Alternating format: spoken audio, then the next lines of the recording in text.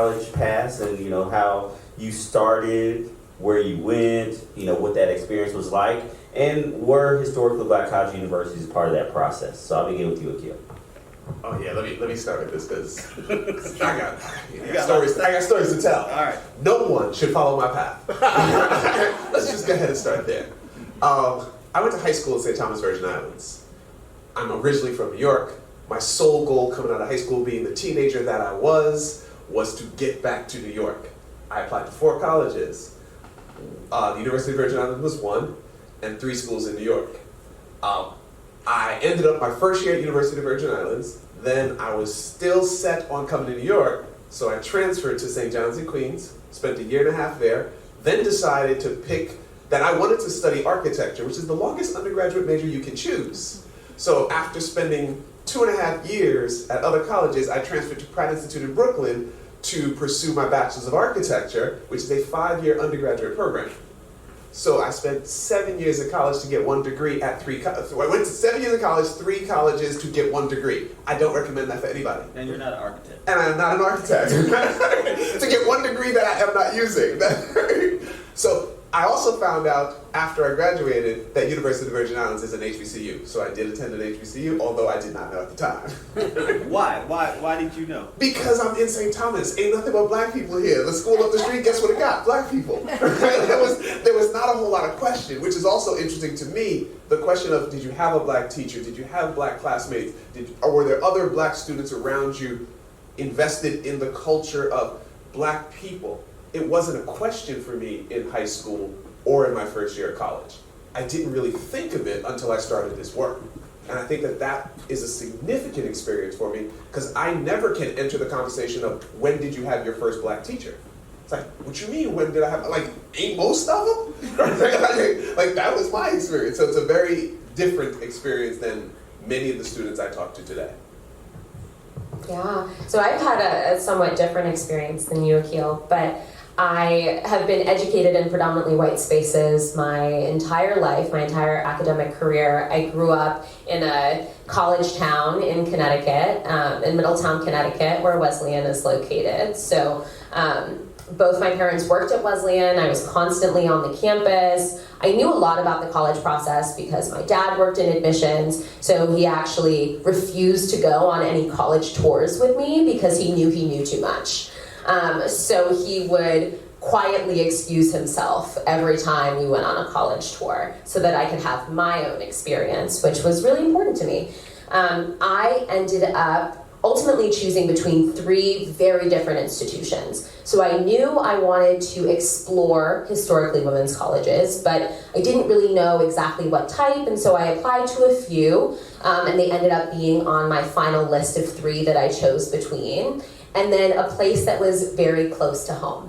In fact, it was pretty much my home. So I was choosing between Wesleyan, Spelman, and Smith. And so I had 2 women's colleges on that list, and I had an HBCU on that list, 2 PWIs. Ultimately, after some back and forth with my parents, ended up landing on Smith. But part of that reasoning, not because Spelman was not a wonderful institution and could have been a wonderful institution for me, I was really focused, and my family and I were really focused on where we were going to get kind of the money to make this all happen. And Smith ended up coming in with a really amazing financial aid package for me, and that ended up being the deciding factor for us. And I think for some families, that is the deciding factor, your financial aid. For other families, that's not. And maybe I would have made a different decision had that not been the case for me, but Smith ended up being absolutely right in my decision-making process. But I'm really glad that I fully explored what an HBCU could have offered me in my college process. And Akil, you are currently going through this process as a parent. Can you just kind of talk about some of the challenges and things that you're thinking about as you're going through this process with your son and what he's involved with? Sure. So I have 2 children in high school, so pray for me. One is a rising 12th grader, one is a rising 10th grader.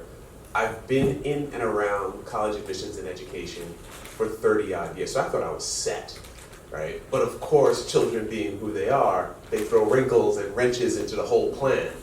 So my oldest son turned out to be pretty good at basketball, but not 6'7". So we're navigating D3 athletics as part of our conversation, which has added a level of complexity to it that I wasn't quite ready for, right? And adding a level to this that I just don't know nothing about, right? So it's been interesting, but also the other thing is I'm on a lot of projects, and part of my work is college search and building search engines and things like that. It's really hard for me as a professional to figure out what education is my child going to get at this place versus that.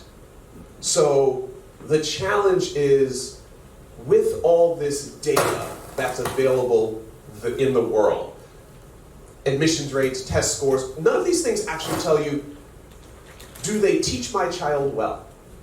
They're all proxies, right? And that's been my biggest struggle.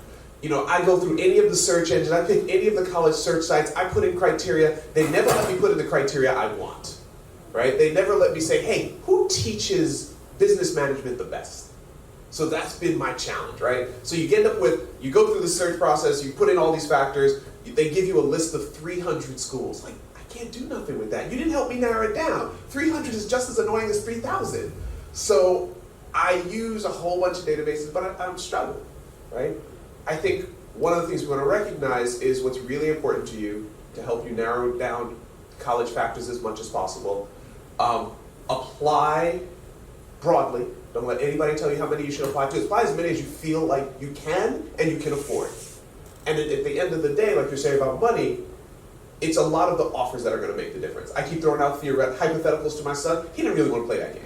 He's like, okay, unless you tell me this school's offering me a spot on the team and the academics I want and the money we want, like, we can't really have that hypothetical, right? But we're playing a little bit of that game. But a lot of it, the challenge to me has been the data that's available to me isn't the data that I wanted.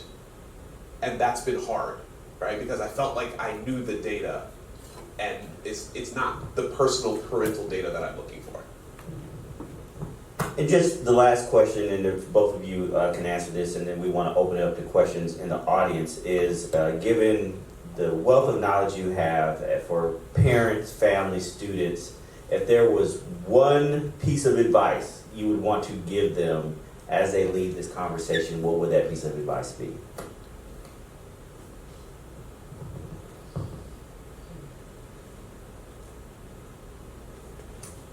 Okay. So this is maybe an obvious one, and I think maybe coming from us up here, this wouldn't be this surprising, but don't get bogged down in the prestige and the name recognition and some of those things that you think really, really matter in this process, right? I want to be able to tell people that my child went to, put in brand name school.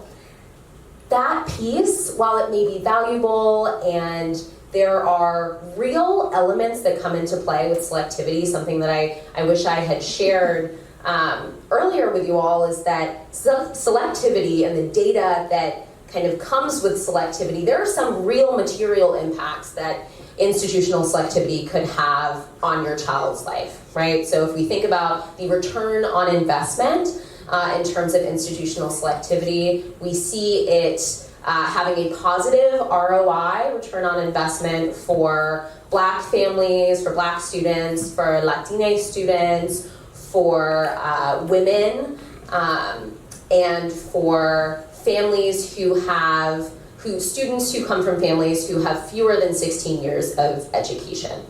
So that's real, right? But in terms of your child's experience, the institution they go to will not necessarily, in terms of selectivity, will not have a kind of net positive impact on their well-being, on their ultimate job satisfaction, on their lifelong happiness, right? That comes down to the institution itself and what it offers your child. So stay open to places you've never heard of before, institutional types you've never heard of or never considered. They could be the absolute right fit for your child. And I'm going to say it a little bit differently. I'm just going to quote Chuck D. Don't believe the hype. I think everything in the college process just strikes me as hype. And if you dig into the meaning behind whatever metric they put in front of you, you will do better in understanding what's going on. If your child has a test score of whatever, 1,000, don't take that test score and its comparison to other children as meaningful. Find out what it means. Did your child get that 1,000 because under time pressure they added 1 + 1 and got 11? I'll tell you now, last week my son and I, we both sat down and did an ACT. Me with 30 years in test prep and him with 2 years, not even, right? With him with his high school experience. He got a higher percentage of questions correct. I got more questions correct. So who's better? Like, none of the numbers, right? Because like when we look at a test score number, I got a better score, but he got a better percentage. So if he was in school, he would have a higher grade. But because of the way testing is scored, I got a higher grade. So it's a very weird thing if you don't dig into the meaning behind all these numbers. What does graduation rate mean, right? Graduation rate usually means, like, think about what's going to impact graduation. Financial aid. Right? So it's so it might actually be a reflection of financial aid, not the school's academic performance. So in every single place they tell you a thing, I say to you, don't believe the hype. Dig into what's going on behind it and understand better what that Most means for students you. are going to have a 3.7 or better. So if you know your student doesn't have a GPA in that range, nothing is going to overcome their grades. If a student says, I have the cure for cancer, COVID, AIDS, and everything under the sun, but I have a 2.5, what they do outside the classroom is not going to overcome how they prepare themselves for high school. So it's also being realistic about how well has my student done in their high school. Like, there's going to be no selective school in this country that's going to say, you're the president of this, you have founded a business, you made all this, but it's going to overcome your grades. It just doesn't happen like that. So just being realistic about your academic performance, I think, is very, very important as far as thinking about the institutions that they are applying to. And then the final thing that, this is something we've been talking about, is just the mental health in the part of this process. So yes, you can apply to a lot of places, you get a lot of no's, but if a student applies to all the Ivies and then applies to Stanford and applies to 20 highly selected schools, what does it feel like if they're told no 20 times? So it's very, very important to be realistic in this process about what is the possibility to get into these institutions and build out a broad list of schools based upon information from college counseling, what you do as far as your personal family. Obviously, we're going to say this is a great resource to begin, but really saying what information can we gather to set our student and our family up for success in this process. Was there another question? Yeah. I want to highlight something that I feel is not just unique about this panel, but something that I've been introduced to in the past year, particularly traveling with Tim, and really in honor of North Carolina A&T and obviously North Carolina Central. The HBCU experience is something that I did not have. But in my travels with Tim, my wife having gone to Howard, the familial love that circulates through the HBCU community is unparalleled. And I want us to be clear that when Tim and I wrote this book, it wasn't just about the Harvard, Princeton, Yales, of course not. It was about the Morehouse, Spelman, Howards, Hamptons, FAMU, Tuskegee's, Fisk. Like, we wanted to make sure we were highlighting more HBCUs because of how well they have elevated the African American Black race for the past 100 some odd years. As someone who did not experience that, even though I look at our panel, Afia having gone to Smith, a PWI, Wesleyan, a PWI, Virgin Islands HBCU, Morehouse HBCU. I want to be clear that neither Afia or myself regret our experiences, but I bet that we're curious about what an HBCU experience was like. And in my travels, in our travels, I've never met an HBCU grad who said, I wish I would have went to a PWI. I met a lot of PWI grads who said, I wish I would have went to an HBCU. And that's critical because during these tender years of 18 to 22, 23, whatever it may be, our kids need to feel culturally validated. The old adage of celebrated, not tolerated. These are real things. So thank you to North Carolina Central. Thank you to A&T for hosting this on the Vineyard, Eagles and Aggies on the Vineyard, because of the emphasis on the importance of HBCUs that you guys have always known about, but a PWI person like me wasn't kind of always in the forefront. It's critical that Tim and I put it in the forefront where it deserves to be. All right. When did the second edition come out? The question from the stage is, we're not going to answer that right now. Well, thank you for our esteemed guests for being here, for taking the time, for making your way to the island to be part of this great program. We thank Fidelity, all the sponsors. I have one more question. Yes. Let's go. On that last note, we talked about PWIs, we talked about HBCUs. What kind of marketing do you suggest, not to say home marketing, to that teenager when you're talking about going to an HBCU versus a PWI? Because society will tell you that white is better, black is less. So when you're marketing that HBCU in your home, around the table, what do you suggest for that experience? Considering all these things about grades that you should have and all of the things out there in society, let's just face it, there's a push that if it's black, it's not as good. So what do you suggest? How do parents make that claim at home? Well, just so the question for those on the live stream, how do we market historically black colleges and universities to children who are in high school, who are thinking about going through this process?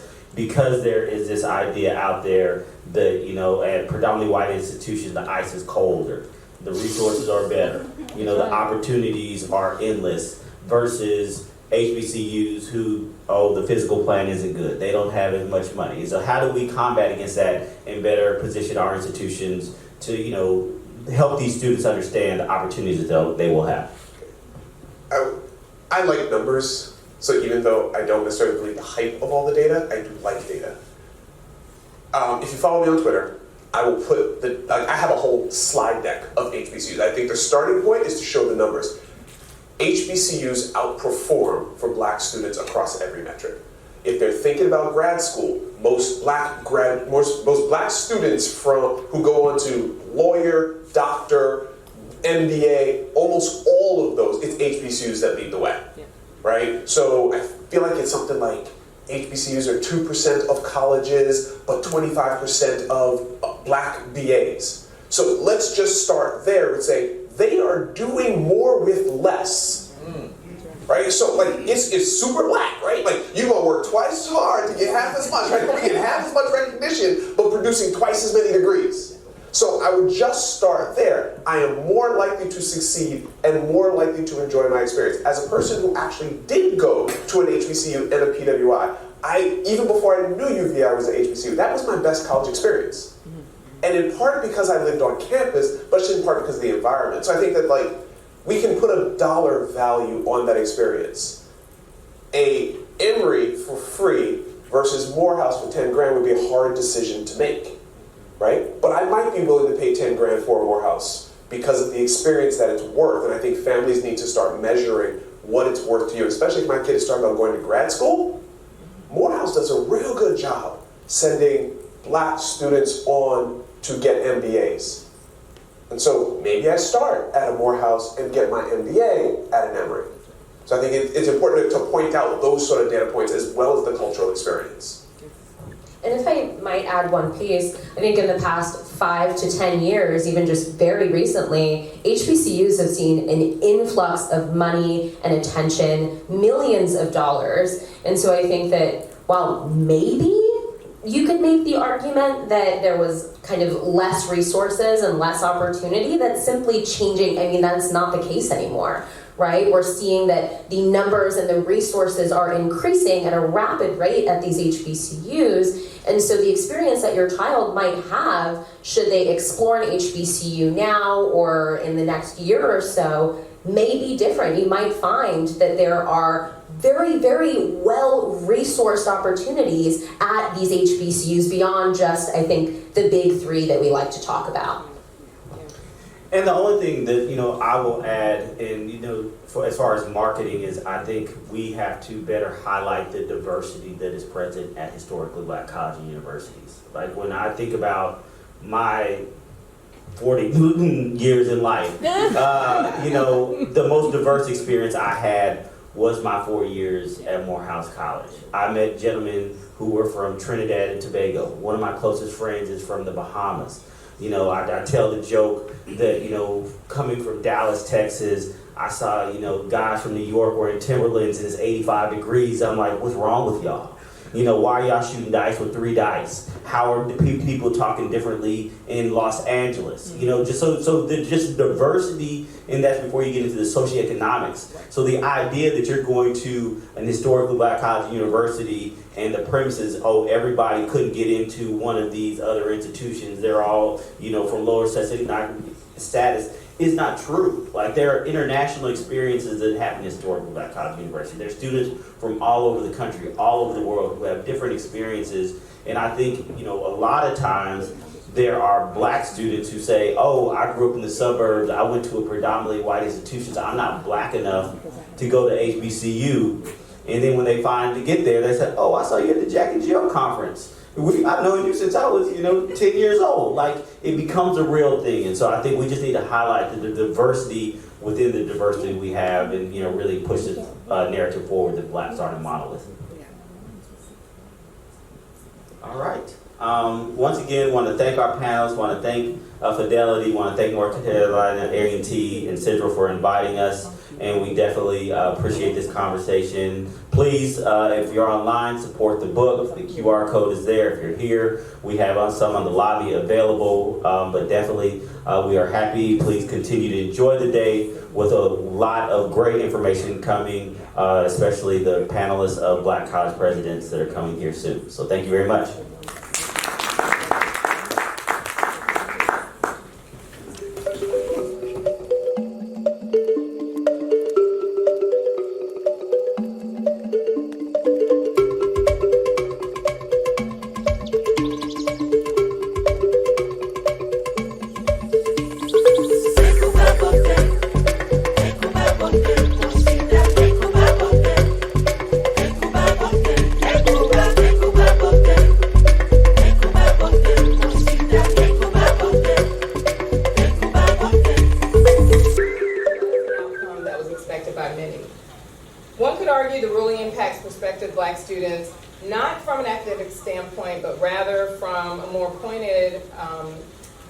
direction where it affects their sense of belonging at PWI.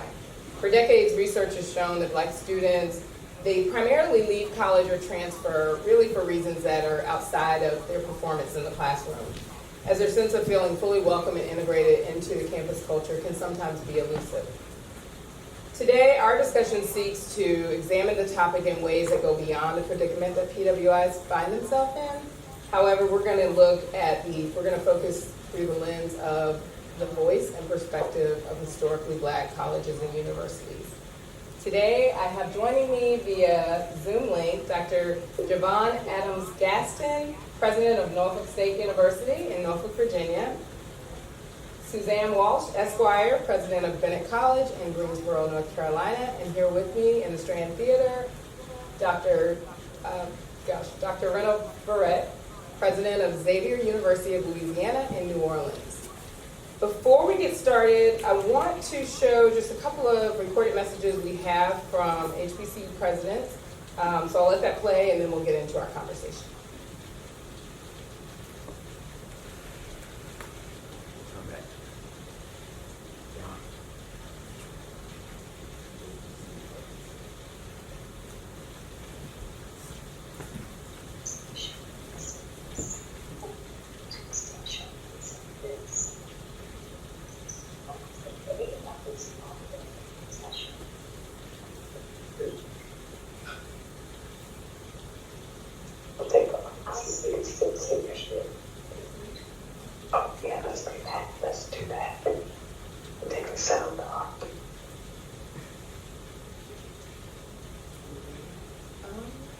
Is he playing?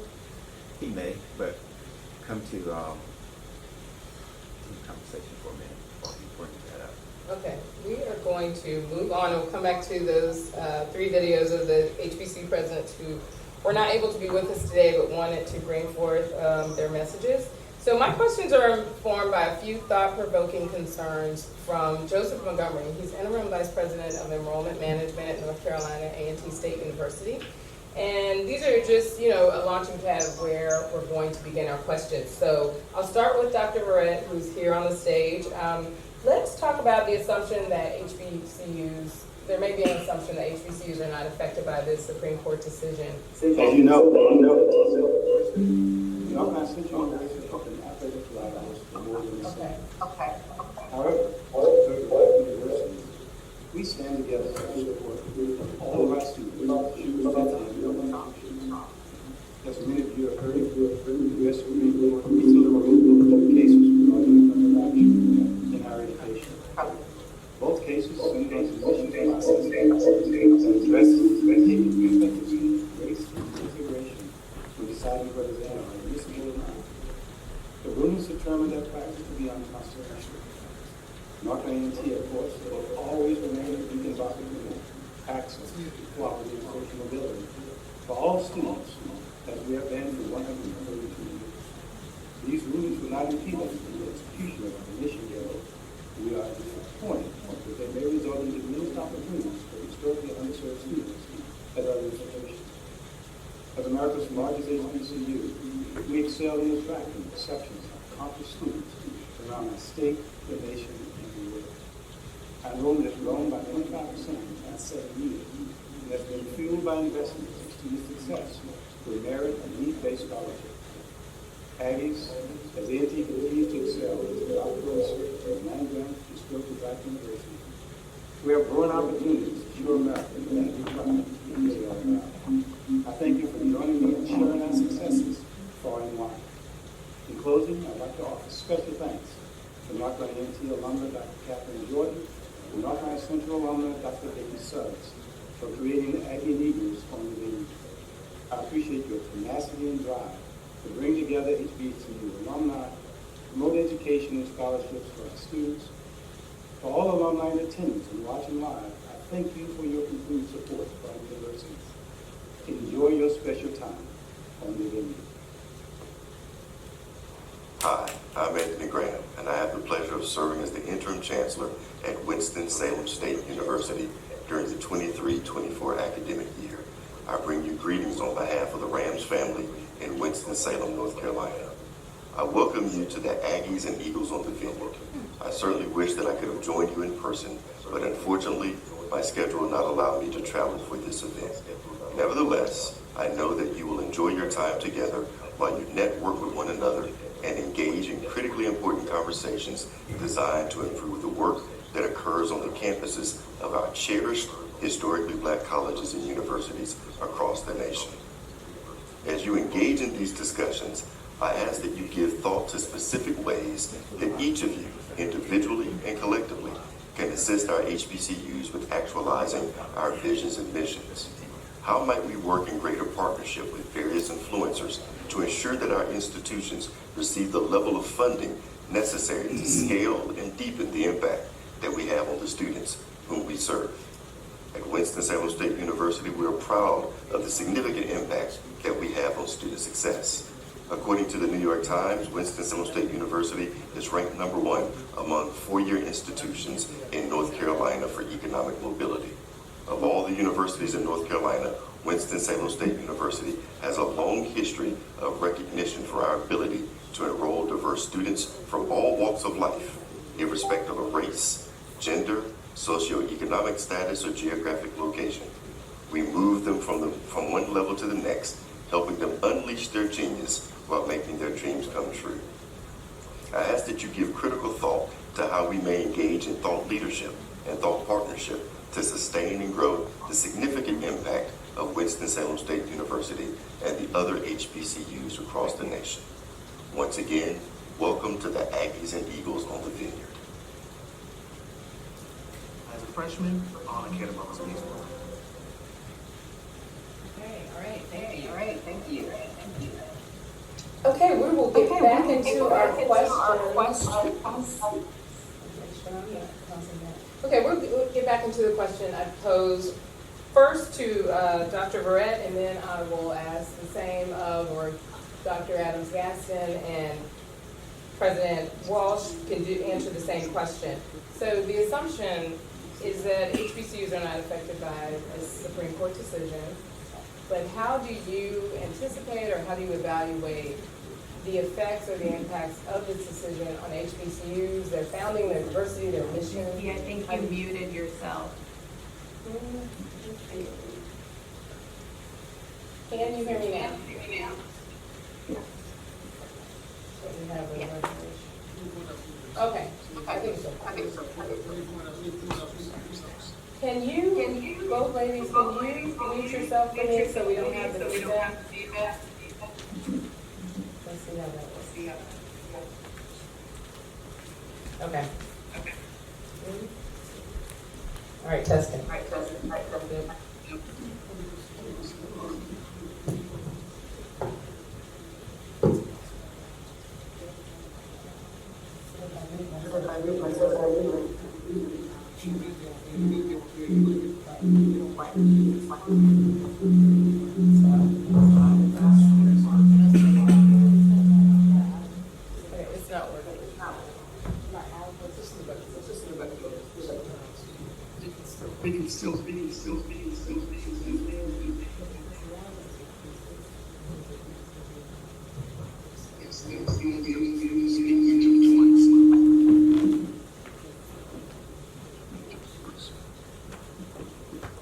We have feedback.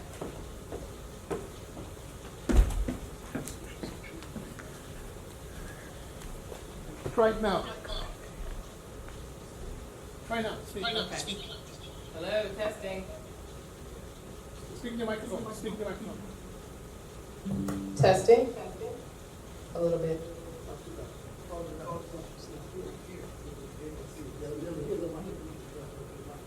Go ahead.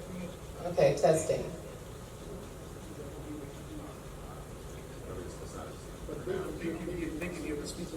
If they can hear me, there is a little bit of feedback in here, but if they can hear me, then we're good. If they can hear my questions, once I move on from Dr. Verrett. And then hear your question to the speakers.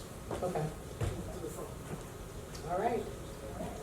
Okay, I think we're back on track. This is, a live presentation, so we apologize for some of the glitches, but this is an important discussion, so we are going to try to move forward. So again, do you I need me think to? we lost Dr. J. We lost Dr. J. Okay, she may come back in. So Dr. Adams Gaston may come back into the Zoom call.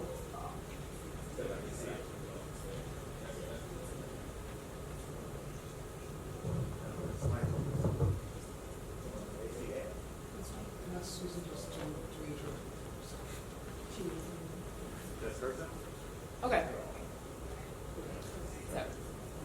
So the question is, and you got the question. Do you need me to? Okay. For the audience. We'll let you. go. Well, the question is that whether how the Supreme Court ruling will affect HBCUs. It doesn't directly affect HBCUs in that HBCUs have not used race as a criteria for admission. But there are many, if you read the SCOTUS, Chief Roberts' ruling, what you would find is that there are also questions about certain other things that federal funding that may affect, that may be allocated on the basis of race. Certain funding for even the funding for certain federal programs, but also even questions about even how it would affect corporate hiring. All of that is undefined, so at this point we're still trying to see exactly what the lay of the land would be. But the implications for HBCUs are there. Now there are other points about that, the fact that students who may not attend PWIs may attend HBCUs. We don't know that yet. But at this point we're still learning to understand what the lay of the land is. Okay, Dr. President Walsh, can you hear me? I can hear you. I couldn't hear Dr. Barrett very well. Okay. So the question question is, the assumption for HBCUs is that the Supreme Court decision, the U.S. Supreme Court decision on race-based, striking down race-based admissions, is that HBCUs will not be affected. That's the assumption. From your standpoint, what are the impacts of this ruling as it relates to HBCUs, their diversity, their founding, and their mission? I think that we should all be on high alert because I think programs that we've relied on for recruiting students, especially those of us who still focus on high school students, I think we need to be really paying very close attention to whether we will still have access to those pipelines. I think the other thing we have to pay attention to is I think that these cases, while they start with admissions, they're going to eventually look at employment. And I think some of these issues are going to start to creep into employment. But when we think about how do we recruit our students and how do we recruit a diverse group of students, I think most of us at HBCUs, we are historically Black, but not exclusively Black. And for all of us, we think it's important to be able to have that diversity of student body. How are we able to continue to do that when there are these new rulings in place? And the last thing I'll say is, of course, we do look very much for students by socioeconomic status as well as zip codes, because we know 100% of our students receive financial aid. We know we're really strong with young women of color. Can we still recruit in the same ways that we've recruited? So I'm probably looking mostly at recruitment and what our pipeline looks like at the moment, and working with council to say, how do we make sure that we can still have access to the students that we've historically had access to? Find me follow up with Dr. Walsh indirectly. Following up is also the question of not only employment, but also the graduate schools to which we want to send our students, whether it's the medical schools, the law schools, whose enrollment of our students is now in peril because of the decision as well. That's another great uncertainty as well. And can you go a little bit deeper in terms of why they're in peril? Why they're in peril? Like, what about the admission standards at the graduate level will impact their? Well, the assumption is that the affirmative action practices that were involved in enrollment, whether in medical schools following the Bakke decision or in law schools, etc., many of those are now illegal according to the Supreme Court Justice. These graduate schools now have to find other ways to recruit talent from our institutions that they may not have, and they are only learning to do so right now. Yeah, I mean, I think about the kinds of things, Dr. Brett, I love your point, because what about all of these programs that we've all spent so much time on with graduate schools where they're desperately looking for and interested in HBCU graduates? How does that impact all of the training we've been doing to help support our students for graduate schools? And they've, really, we've been on their radar because they've had a priority related to DEI. What happens when they cannot have that same kind of targeted programming? So I'm looking at it just from an undergraduate perspective, but I really love Dr. Brett's point because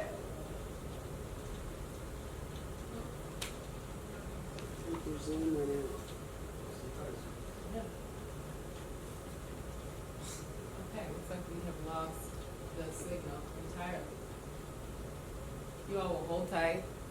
We're holding tight because we're not sure what is happening. But we'll try to get them both online, Dr. Adams-Gaston and President Walsh. If they send the same one back, they could reach out. It just timed out. She dropped off though. And she was trying to come back. We admit. She was in the way. Adams-Gaston. She was in the way. She was. Okay.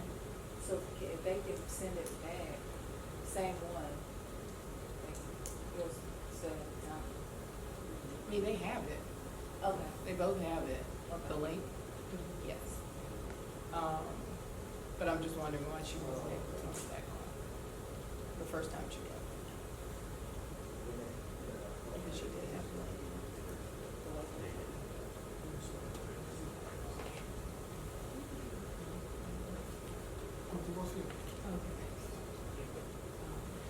Okay, so you and I are going to talk. Okay, so President Walz talked a lot about some of the concerns about moving toward graduate education, and we do very well.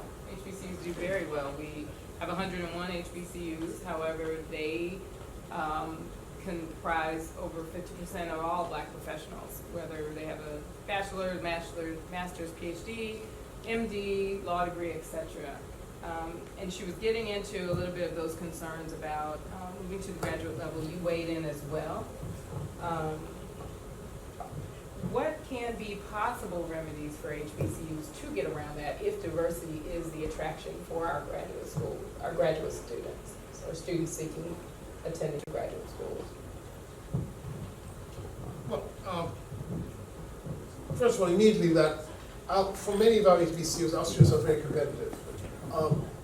Some of the same barriers to examinations that how African Americans rate on some of the entering exams like GRE verbal and things like that, ACTs, SATs, have been historic barriers.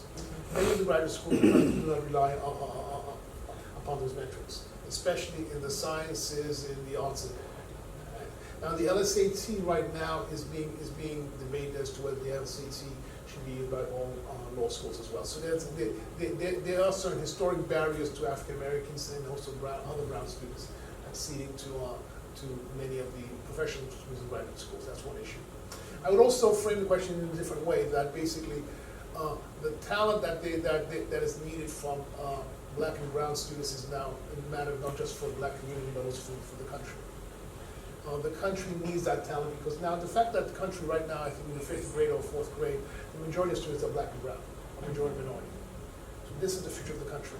If the country wants to compete, it has to actually not just use the talent of a small segment of its population. So if you remember when President Bush, I forget Bush number, W. Bush, began No Child Left Behind. The argument there was really an argument not just of just to actually a social justice argument to say exactly that all educate all students around the country. That social justice argument was there as well. But there's also another argument that's coming from not only the chambers of commerce, which have taken in business, but also from the national security establishment. And the majority of our U.S. talent is, when you want talent that is able to help the United States meet in all levels, whether in public health or in the military and other formats, you need American talent. That can clear. That is the majority of that talent is now becoming Black and brown. In fact, you saw that interesting exception that was made in the Supreme Court ruling for the military academies. The fact that the majority of, for example, of U.S. graduate students in the sciences and engineering are foreign students. That's not good if you need people who can get security clearance to work on major national projects. So you need to actually mobilize that talent. Now the country needs, so it's not purely altruistic needs, reasons so basically what this ruling does almost requires that another solution be found. Because the country does not prosper if we are left saying that we will only educate a few, pick up talent from a few. Because I use the analogy very simply that if I'm going to the Olympics or to the World Cups, which is going on right now, and the other countries choose their best players from the entire population, and I choose my best players from just a small segment of my population, it's not a winning hand. So that is where is the challenge. That is not the challenge just for the HBCUs, but for the PWIs, for all of American education right now.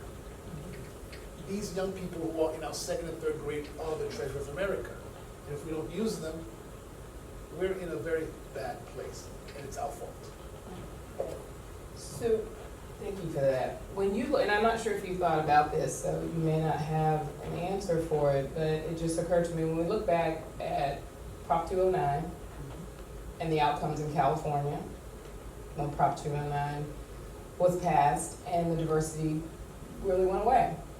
We also go to the Greta Bollinger case in Michigan, and same thing. The graduate school had a little bit of leeway. At the graduate level, the admissions office was able to look at, race-based considerations, but at the undergraduate level, there was that advice or instruction to look for alternative solutions.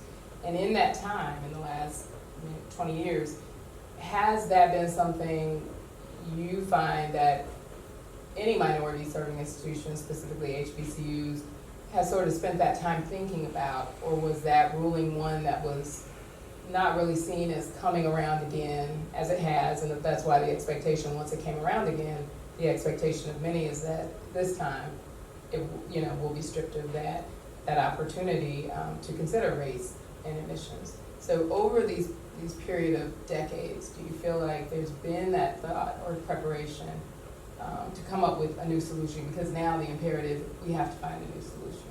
HBCUs have to find a new solution. I don't think there has been much thought, except in a few small places, as to what the solution was, because I think somehow no one, maybe no one expected this change to be such a radical change, to close all doors, which is essentially what this Supreme Court has done, without anticipating what the solution is. So I suspect there will be a decrement in admission, decline of admissions of diverse part students at many of the elite institutions. But realizing that the majority of, let's say, state universities, other than the flagships, probably do not use that sort of selective criteria that blocks out African American students. But for those elite institutions, that is going to happen.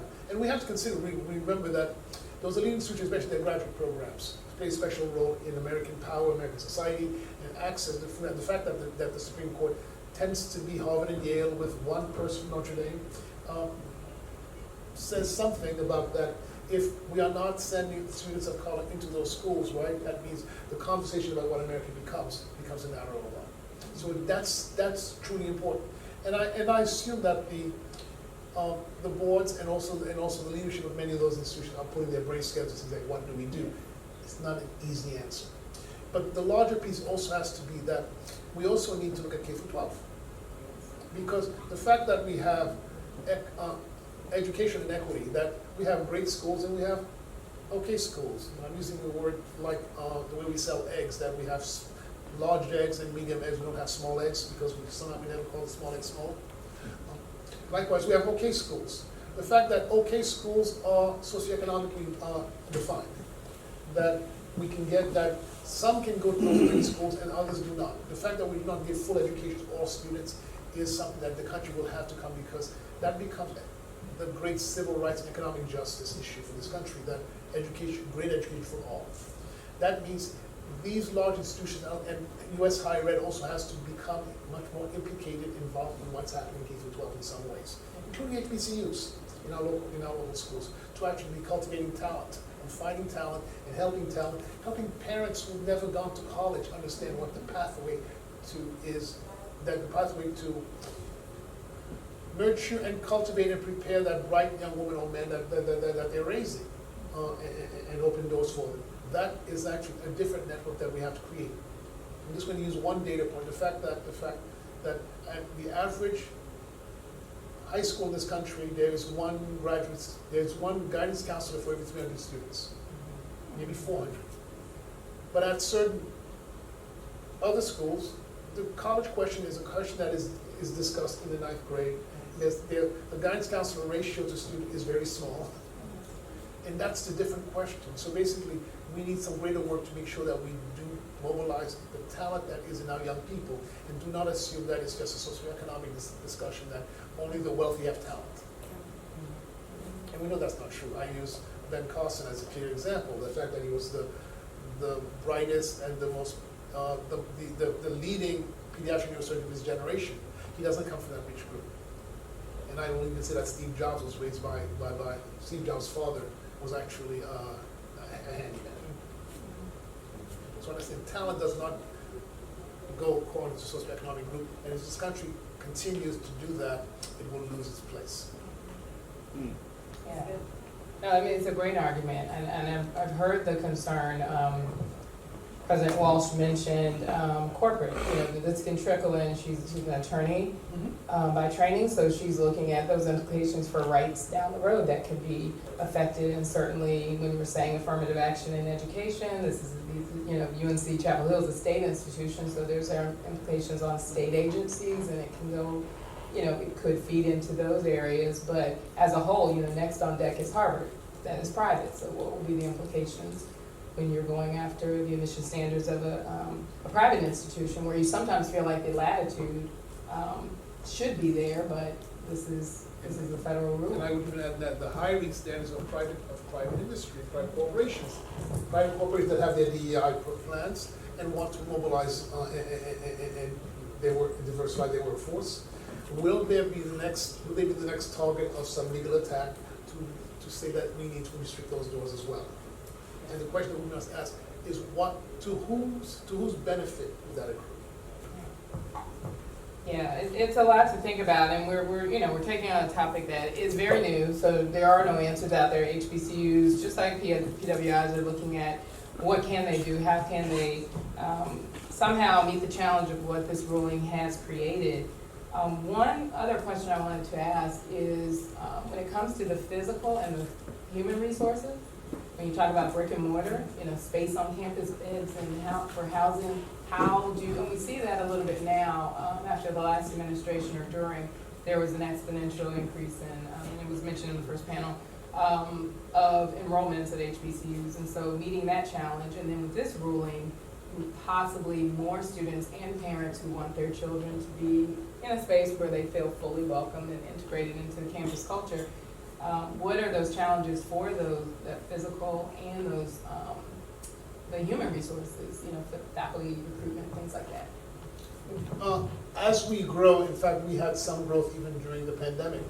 The challenge of housing will become just housing residential facilities becomes an issue on many campuses.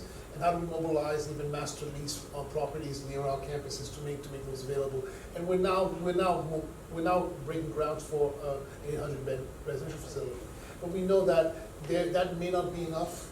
But how we mobilize even space in our community and apartments of quality in our community, it will be the challenge. And I think it's a challenge for many HBCUs throughout the country. Where they HBCUs, a lot of privates as well. What happens when this partisanship gets into play? Because the next stop is to, when you want to undercut somebody, you start taking their funding away. How do we go after these states, or what do we do as state-funded universities to help ourselves when the state of that respective university, is in trouble because the state chooses to cut their funding or lessen their funding based on other universities and especially PWIs within that same state?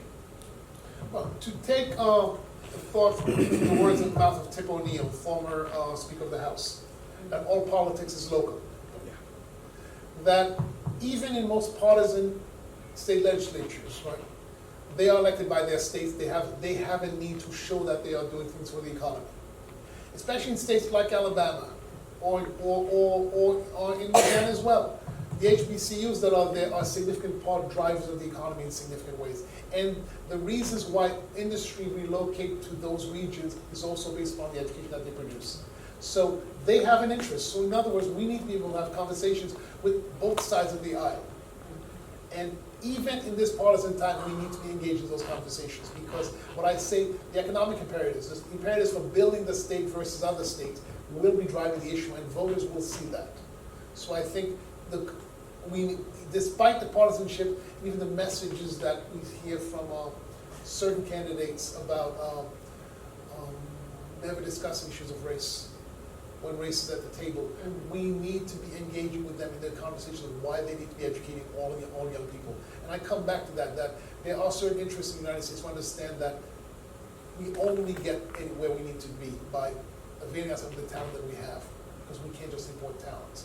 So we have to have those conversations.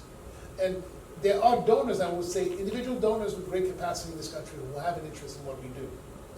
But also we have foundations, There are corporate interests that feel that they want to partner with us in significant ways and have capacity to do that. So there are many players as well. Legislatures also have a responsibility for HBCUs because they have legal responsibility for the state, the flagship, as well the other, especially the public HBCUs, their systems as well. So they have to invest in those as well. So we need to have a conversation and convince them why they need to do these. And also we need to engage and have partnerships, raise our voice. I think we cannot stop engaging, even in this partisan time. Thank you. Other questions? You make a good point about state institutions are in service to the state. There's something called the Wisconsin Ideal, and so there is that commitment for state institutions to, hire those students that graduate and drive the economy. HBCUs are known for their contribution to the economy, to the local economy. You can look it up, the stats are there, but they're able to make that argument. Several years ago when I was in grad school, I lived in Atlanta. I went and got my graduate degree at Georgia State University, and the state of Georgia had put on the legislation, the floor had, tried to move to eliminate or to merge HBCUs into existing PWIs, and unfortunately it didn't go anywhere. It died on the floor. It was to go through review, and it never came up again. It did not come up again because I was attempting to research it, but the outcomes showed that many HBCUs in the state of Georgia, they performed higher than their peer, they weren't really true peer institutions, but other PWIs, they were outperforming them. So you really couldn't eliminate or even roll them into those institutions when they were lower performing. So, it survived, but it's an idea that was out there. I do believe it could emerge again, but that was a remedy that at least the state of Georgia was seeking, and how HBCUs, one reason why HBCUs survived is because they were able to really show that economic impact that they had on communities. And all HBCUs do have. Let me share another thought that we also have to be able to present our data. As Vicki mentioned, the economic impact of HBCUs, for example, a report done by the UNCF in association with the Thurgood Marshall Fund, showed the economic impact of HBCUs, both locally and also nationally as well. But also the other piece is the social mobility indices, how HBCUs have migrating students from the lowest quintile of the socioeconomic ladder into the upper 3/5 HBCUs league. In fact, Xavier was among the top 10 in the country. The impact of HBCUs in that economic development is important. For industries which want to come into states like ours, they are also looking at the capacity to educate talent in order to drive whatever the industry or the sector that they are locating in your state. So the data of what HBCUs is doing for the state and is important that we are able to show that, and it is convincing. Other questions? One from the poll. What strategies can HBCUs employ when legal implications like Florida attack diversity fundamentals, even with one of the largest HBCUs, existing within the state?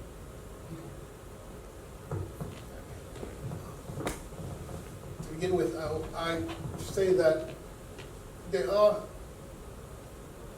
Florida situation is a strange one right now. What I would say is that faculty are able to teach, and the academic freedom of faculty to teach within their disciplines remains the same as defended by the accreditation structures that we have. That remains. So the important that we have to defend our faculty's right to teach and to teach correctly. Now that will be difficult for the public institutions versus the private institutions. Will have a different leeway and different freedoms.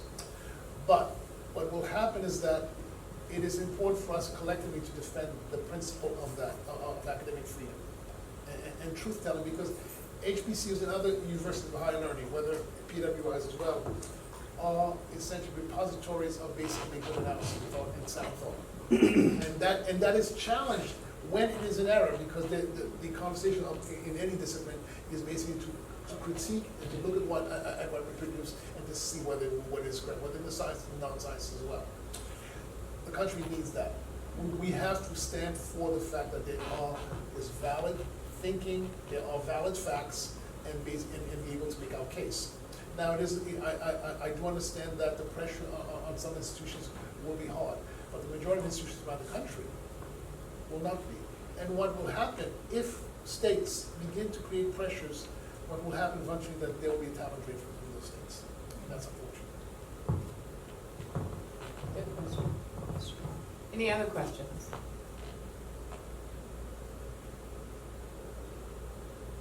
Okay, all right, well, we are going to wrap up. We apologize for losing the Zoom link, but we did have Dr. Javon Adams-Gaston from Norfolk State University. She's their president, the university located in Norfolk, Virginia. We also had Suzanne Walsh, president of Bennett College, located in Greensboro, North Carolina. And of course, here in the Strand Theater, and we are so glad you were able to hold it down and answer so many questions so effectively, Dr. Reynolds Barrett of Xavier University of Louisiana in New Orleans. So if there are not any more questions, we will wrap with that. We very much appreciate you coming in. There probably will be audience members wanting to chat a little more about this topic, but try to get as involved as you can in learning more about this topic, hopefully, or the Supreme Court decision, because there are so many implications. And as the panel did express, all three of them, some of their concerns about this specific decision, because it really isn't just about affirmative action just from a, kind of abstract sense. It does really drill down to many, many things, including employment, attacks on so many other areas where diversity, where race is considered, and the solutions are not really there. And there's precedent, set in cases where we really did not move in a direction understanding, as Dr. Barrett put so clearly, that we did not know there would be this complete stripping of that opportunity. So now, as parents, as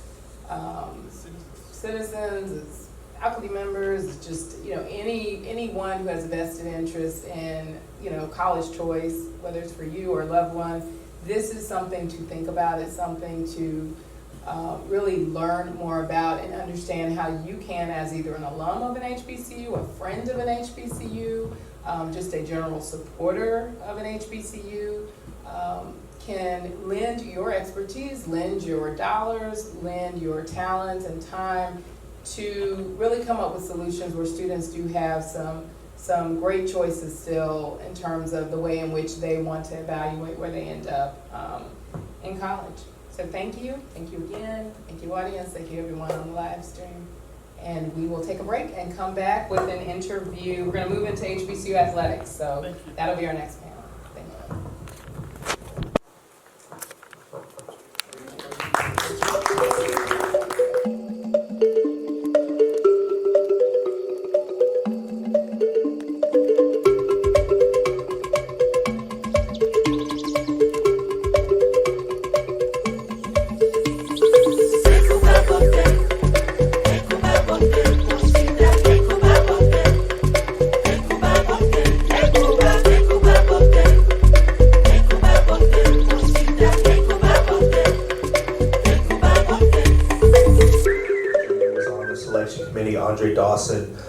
We also had Roger Kadar, who coached for Southern for 30 plus years and went into the Hall of Fame this year, and some other scouts that had attended HBCUs but were scouting for professional teams.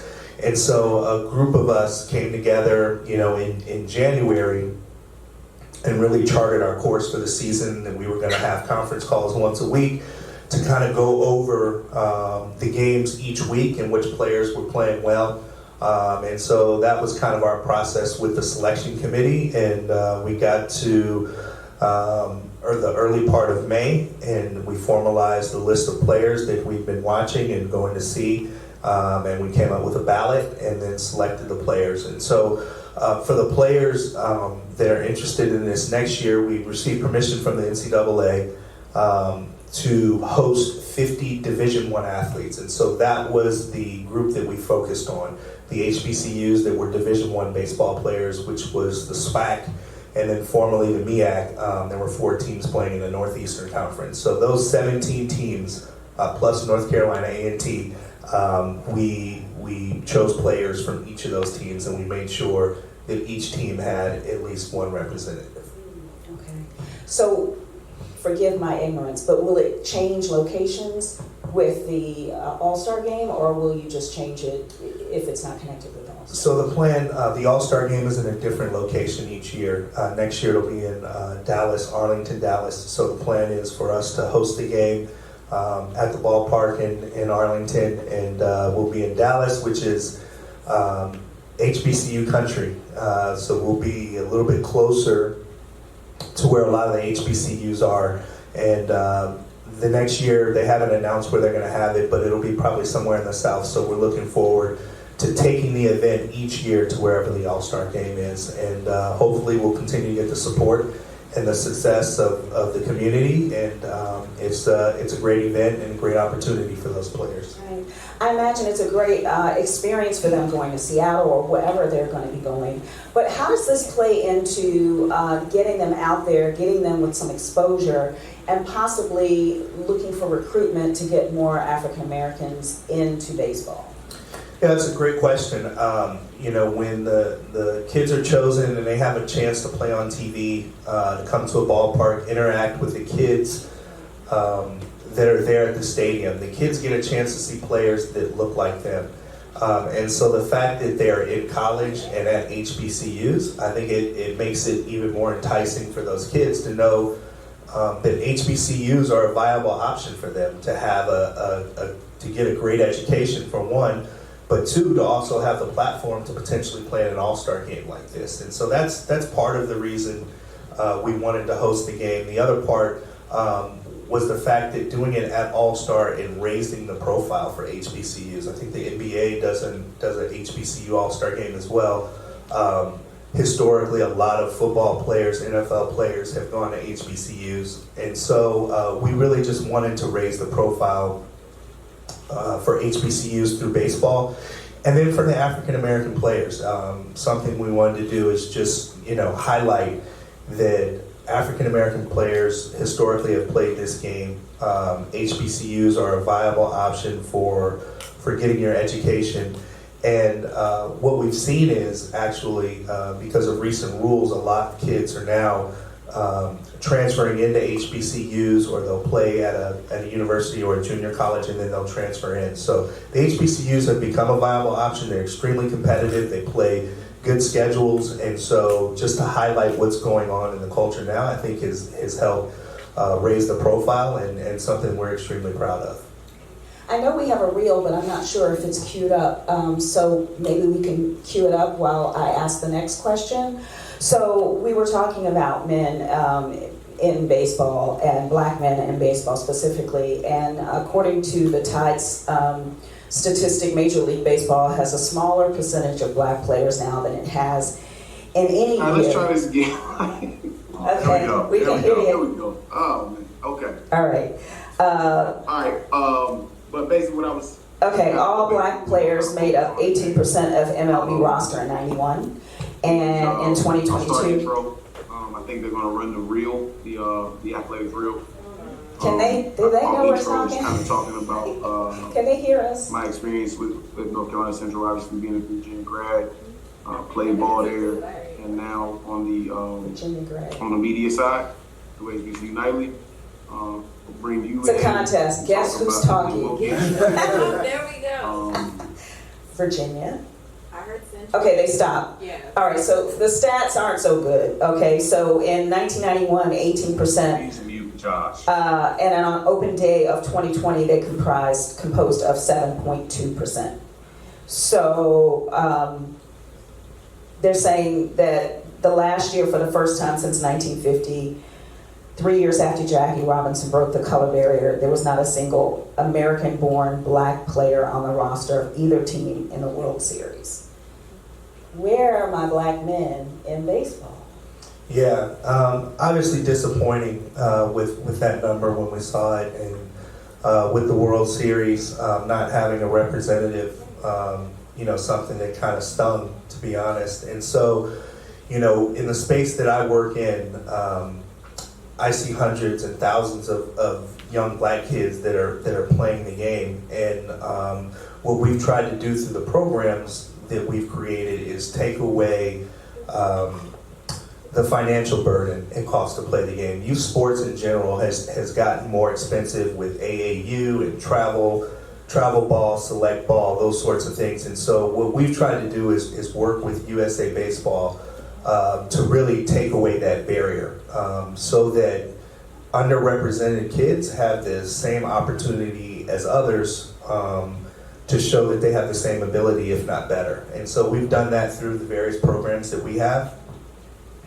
Each year, we see players that go into college, that go into the professional ranks, and so we're working on that number. I don't know that we'll ever get back to the high teens, but this didn't happen overnight, and we're not going to be able to fix it overnight. It's kind of like turning a ship, and I think as we are going right now, we've recognized the problem, we've addressed the problem. And now, hopefully, we're turning this around in the right direction to get the number to start trending back up. I'm confident with some of the recent successes that we've had in the draft this past year. We had a number of African Americans that were drafted in the first round, a high percentage more than we ever have before. In the previous year, 4 of the 5 first players taken in the MLB draft were African Americans. So we're seeing fruits of our labor, and it's getting better. It's just going to take some time because of the process through the minor leagues and then eventually to the major leagues. So, baseball is a great game to be played. There's longevity in the sport at the highest level, and I think with some of the rule changes that we've seen recently, we're going to start to bring back speed and athleticism to the game, which is kind of right in the sweet spot for the African American players.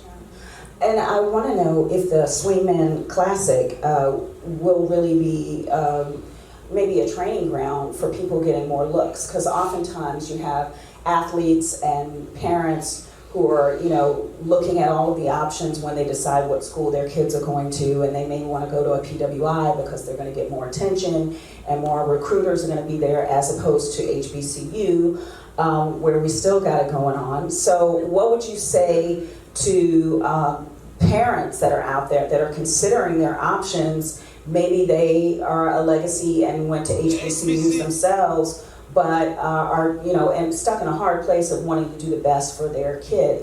And then that's one question. Mm-hmm. And then the other part of the question is, will this Swingman Classic, is it strategically set up to try to help getting more black men in baseball?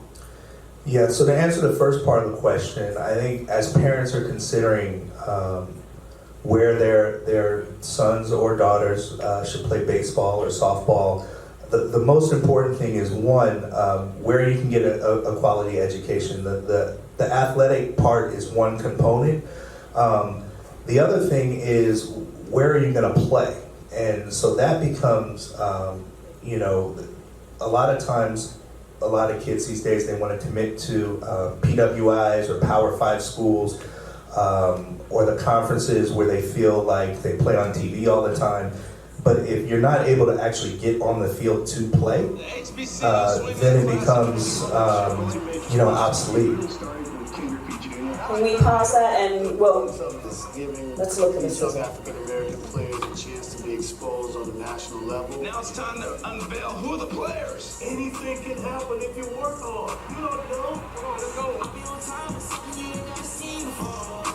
They call me the dog, really want my whole team score. All the favorites in that house. I told them 1 million years of baseball knowledge in this room. Oh, it's unreal. But a lot of people it's about this next generation of young ball players. Game 5, Brazil. Tonight, T-Mobile Impact Award winner. The T-Mobile Black Empowerment Network. I'll be on time with something you ain't never seen before. They call me the dog, really want my whole team score. HBCU Swingman Classic. Presented by T-Mobile, powered by MLBPA Youth Development Foundation. All right. Sorry for the interruption. Can you pick it up where you left off? Sure. So I was just saying, it's more important. it really started with So you're gonna be able to cut that. the importance of this giving these young African American players a chance to be exposed on a national level. Now it's time to unveil who are the players. Anything can happen if you work hard. You don't know. Can y'all stop it up there, or? There we go. There we Okay. go. So I was saying it's more important for the student athletes to get on the field and play. And so to go to an HBCU, there's an opportunity, I think, for our kids to get on the field right away. They may not have to wait till their junior or their senior year. They may be able to come in and contribute right away as a freshman if they're a really good player. And so certainly I think the stage, being able to play in an all-star game. We also have our Andre Dawson Classic that we have, and there's usually 6 or 7 HBCUs that we have in that tournament to start the season each year. 2 of those games are televised. So definitely I think playing on TV helps. I think the schedule, how the coaches schedule their conference and who they play outside of conference, and the competition level that they have, I think that certainly helps. And so I think that's what's going to be important. And I think at the end of the day, as we continue to do this event and more baseball players and parents, they learn about the programs that we have, they'll see that definitely I think the Swingman Classic will help raise the profile, but certainly having the opportunity to play on the field, I think, is what's most important. And I think that's what our HBCUs provide. And I saw in the sizzle reel Ken Griffey there. What was the engagement like? I got a chance to meet him when he played for the Mariners, and I worked at King TV in Seattle, so I remember young Ken Griffey. But what was it like to see the students and the athletes be able to engage with these all-stars and Hall of Famers and Ken Griffey and other people like that? Yeah, you know, it's great when they're tangible, when the former players are tangible for the young up-and-coming players. And so just to be able to be in the dugout and have a conversation, and you know, Junior is really engaging. It really comes from the heart. And so he answered a lot of questions. He spent a lot of time with the kids. We actually had an event at Top Golf that we hosted the kids.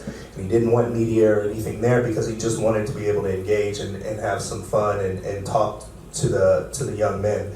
And so there's nothing greater than that. We also had former Major League players that were on the coaching staffs that played at HBCUs. And so guys like Marquise Grissom and Marvin Freeman and Lenny Webster were able to really give back and tell them about their experience, but then also too what it takes to get to the big leagues if they want to get to the big leagues. And so those conversations are unique and once in a lifetime for some of these young men, and I think they really cherished and relished that opportunity when they had it. So when the media wasn't there, what was said? That's why the media wasn't there. Oh, come on now. You know, I mean, was there something special that happened, or you know, what's the conversation like? Just give it. Yeah, Just tell us all the information. Just give us a little piece. Yeah, I think it's clubhouse banter. I think when the media is not there and the lights aren't on, they can really just be candid with the discussion. And you know, Junior will tell you, he'll say, "I'm just like you." He goes, "My dad just played in the major leagues, right?" And you know, so he's kind of one of those kind of guys. But I think, you know, the conversations are everything about being a student athlete, to also making sure that you take care of your finances. I mean, really candid discussions. And you know, Junior, he's got a great personality, and you know, to a man, you know, could not be more appreciative for the way that he put his name behind the event and really showed up to be there for the players. Okay, I'm interested in your advice to those out there, parents, kids who want to play baseball, who are particularly looking at HBCUs. What advice would you give them as somebody who did the same thing? For the parents, I would say just support your kids, and you know, allow them to make their decisions, but be there for support. Try and provide research and try to be a listening ear, you know, as young men or young ladies are making these decisions on where they want to go to school. Certainly you want to provide your perspective and your experience, and you want to give them that. But you want this is an important time when they're making decisions about college, and specifically with HBCUs, there's a lot of different resources out there. And so it's important to do your research, obviously, when you're making a big decision like that. But I think what the parents can do is be supportive and try to, guide their kids, certainly, and give them honest information, but really support them once they make their decision. And as we wrap up this session, what's next for you? I mean, you're doing what you love, you're in a place that you love to be, you're still, in baseball, just a different capacity. So is there something that you're trying to do, that you're trying to attain, or where will we see you in the next 5 years? I really feel like this is my lane. I feel like this is what I was called to do. When I think back and look at my experience as a player, growing up in a major league clubhouse, having the opportunity to go to an HBCU, play professional baseball, I definitely think I'll be attached to the game, for the length of my life in some way or another. And I love doing what I'm doing right now. When I wake up every day, like I said, and go into the ballpark or go to an event, and have the opportunity to represent Major League Baseball, there's really no greater feeling. And I've got a great group of individuals, great team that I work with that makes it a lot of fun. And we're doing really good work. We're sowing good seeds in a strong foundation. And, we're hoping to be able to harvest here in the future of black baseball and see more players going to college and getting to the professional ranks. Well, thank you so much, Dale Matthews. We appreciate you spending the time with us and the audience out there, the streaming audience and the audience here at the Strand Theater. And for now, I'm April Woodard. Thank you so much for joining us.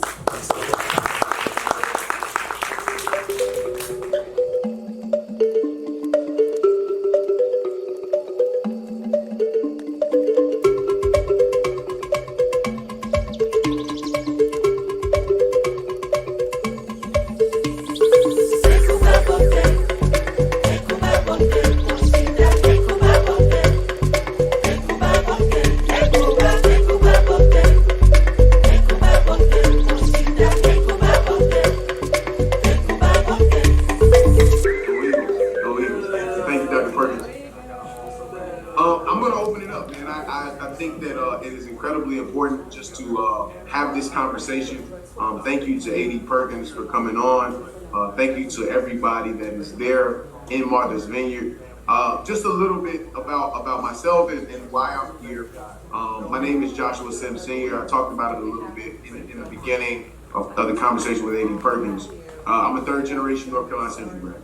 My grandparents attended this institution. My mother and father attended this institution. And then my wife and I, we attended this institution. And so there is some things there. There are some great things that this institution permits for us. And to see North Carolina Central athletics in the direction that it's going in on a day-to-day basis. I work specifically in marketing and advertising for some of your favorite QSR brands. I worked specifically with Hardee's and Carl's Jr. I worked with Jersey Mike's and now with Bojangles. And so if you're in the South or you're inside the footprint, any type of advertising that you guys see from Bojangles is done and curated by myself and my team. And then last year I had the distinguished opportunity to create a media brand called HBCU Nightly.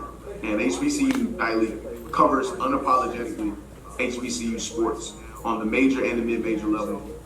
Had the distinguished opportunity to interview some of the best coaches and athletic directors and players and outright stakeholders who are involved in this thing. So everything from NIL to branding to marketing to advertising to literal local store, locally generated geo-targeted media that helps to be able to push forward the athletic perspectives. These are the things that I work on a day-to-day basis, both on what I do on the QSR side, but also in the media side. So this is an opportunity for us to be able to have a conversation. I'm looking forward to a conversation. I want to open it up to any questions that anybody has, specifically around branding and marketing, advertising, NIL, anything that you guys have as far as a topic, I'm open to it. And I've failed to leave this out. I also played football in North Carolina Central from 2009 to 2012, played wide receiver and punt return for the Eagles then during that time period. So I have a distinctive opportunity and kind of perspective and insight as it pertains to being a player, also coach. Coached high school football, was one of the youngest head football coaches in the state of North Carolina at the time. And then also then kind of moved my way over to the media side. So 3 levels of information and insight.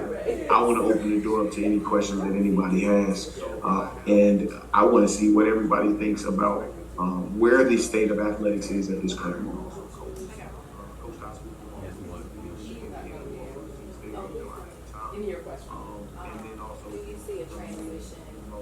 Okay, so first question is, what is the future of teams now defunct at HBCUs? Let's talk specifically about the biggest elephant in the room as it pertains to defunct programs at HBCUs. We did see a large caveat of baseball programs at HBCUs kind of go defunct or really just move their way out of it. A lot of this is a double-edged, a kind of triple layer conversation. At the time where you saw a vast majority of programs kind of go undefunct, it was also during COVID, where revenue was not being generated inside athletic programs at the same capacity and level and what you did prior to COVID. The second thing that you had to take into context is that there's Title IX, and there's a certain amount of programs that have to be facilitated toward female athletes versus male athletes. And then you have the travel and the cost and the overall expense part, along with it being revenue, as it pertains to those programs as well. So when you look at those programs, there are a lot of programs that are definitely on the cusp of being able to bring those programs back, some of those programs that they lost back. It's going to take an incredible amount and a justifiable amount of investment from HBCUs, from the alum, from the supporters, from stakeholders and investors there in the area. And if that can happen, I believe that is something that can be able to bring back those specific sports. In thinking about whether I see a transition in less predominantly black sports, such as golf and swimming and so forth. I grew up playing golf. And outside of football, golf was my second sport. When I wasn't in football season, I was playing golf, I was competing in golf. And so to see North Carolina Central in particular, because I don't very much follow the school down the highway, North Carolina A&T, no disrespect. But I don't follow too much of what they have going on outside of the sports that we absolutely know them for. So I definitely see how much branding, which you can obviously see at an institution like North Carolina A&T, who had the opportunity to add a prospect like a J.R. Smith that brought branding and attention to the program. And those players having the skill and prowess that they already had coming there. You add in a J.R. Smith who can bring in some branding and some attention. And then you look at North Carolina Central University that is doing phenomenal work on the market, on the branding side for golf. They just got done being involved in the Wyndham Championship here in Charlotte when we had the President's Cup, as well as some additional tournaments here in the area. They were there. I actually ran into some of our athletes at the golf tournament. So to see those things and to see the investment by our institutions into sports that we would say would be non-predominant black sports is an incredible thing. You have to shout out Howard and what they're doing on the swimming side. And there are some programs that have the ability and the capacity to add sports like swimming, to add sports like lacrosse, to add sports like tennis, to expand the tennis programs at our institutions and to be able to really become more competitive on an overall Division I, Division II, or NAIA level. So I would love to see us continue to invest in those programs. This is something that we look forward to being able to see. Let me see. I don't see any other additional questions. If anybody else has any additional questions, please let me know. I'm here and would love to be able to answer those questions. One of the things that I did get a question for offline was about NIL and the impact that it has on HBCU athletes. And I just want to take a moment to kind of chime in and talk about that. As I have had the distinguished opportunity to start and complete NIL deals from the media side. On the Bojangles side, even more than just NIL, but actual endorsement deals. Just finished doing Bryce Young, who's the #1 overall pick in the NFL draft. Just got done completing his. from a national standpoint, those endorsement deals are going to continue to be the streamlining focus for national brands. And even brands who may not be a national brand, but they have a large enough footprint. It's going to continue to be a focus for those brands to have a national presence from an endorsement standpoint. But NIL in particular, in its inception and in its idea, should be more of a localized, geo-targeted, specific to a market approach. If we're looking for national brands to come into HBCU and have to get our athletes, we're just not being realistic. I think the opportunity presents itself when we look at where are the localized businesses where these student athletes, their brand, their image, their name, their likeness can be able to come in and make an impact on the bottom line of a business to drive attention, to drive impressions, to drive reach, to drive quantitative KPIs for that company or qualitative KPIs for that company or that brand. Is where we need to be able to focus. Specifically for in football, I can tell you right now that the quarterback position, whether it's HBCU or non-HBCU, is the premium position as it pertains to NIL. Those gentlemen garner, on average, more money in NIL and opportunities through NIL than other positions across different sports. North Carolina Central has an opportunity right now with Davis Richard, who was on a lot of draft boards, who's been talked about as an NFL prospect to play on Sundays or to play in a professional league.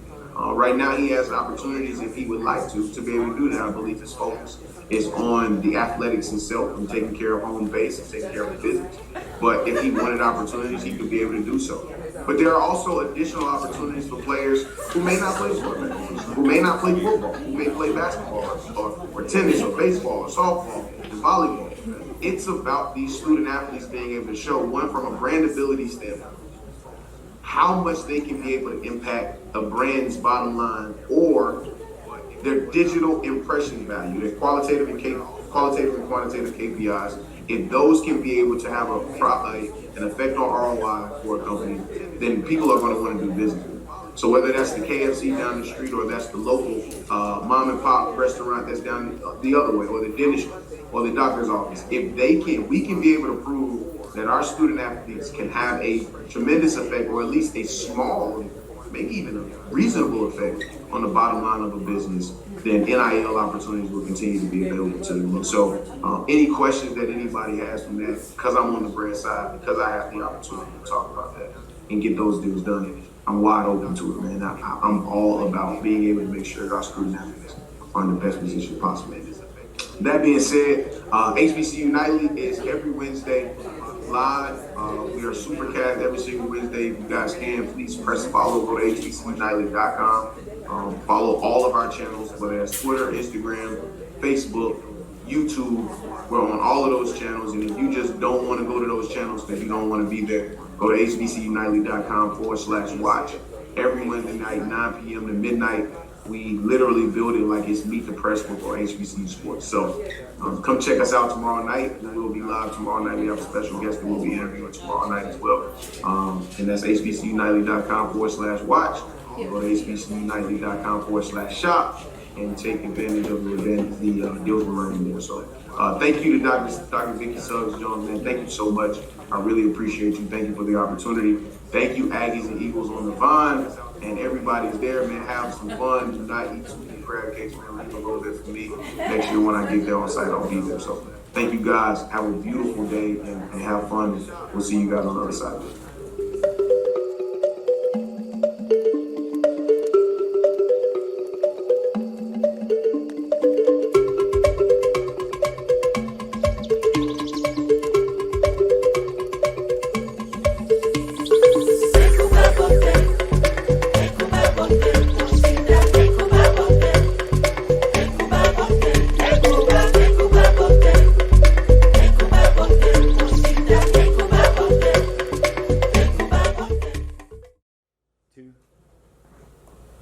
Hello everyone, welcome back. I am pleased and excited to introduce these two wonderful women of our title sponsor, Fidelity Investments. For those who have been watching, you saw some riveting information about Black families, college admissions, had a great turnout for sports because everybody loves sports.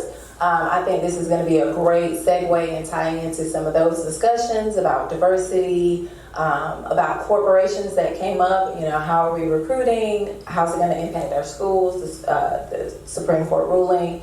I know we're going to hear a lot of great things here. I am a Fidelity Associate, so I'm excited about that here. So without further ado, I'm going to introduce these two and get out of the way so they can have the stage, right? So first, I'm going to introduce Pamela Everhart. She is a Senior Vice President and Head of Regional Public Affairs and Community Relations. And last but not least, Kathy Baines, our executive sponsor of this awesome event, is Vice President and Head of Diversity Recruiting, Strategy, and Recruiter Readiness. So without that, they're going to have a fireside chat. Thank you, Kat. Thank you, Kat.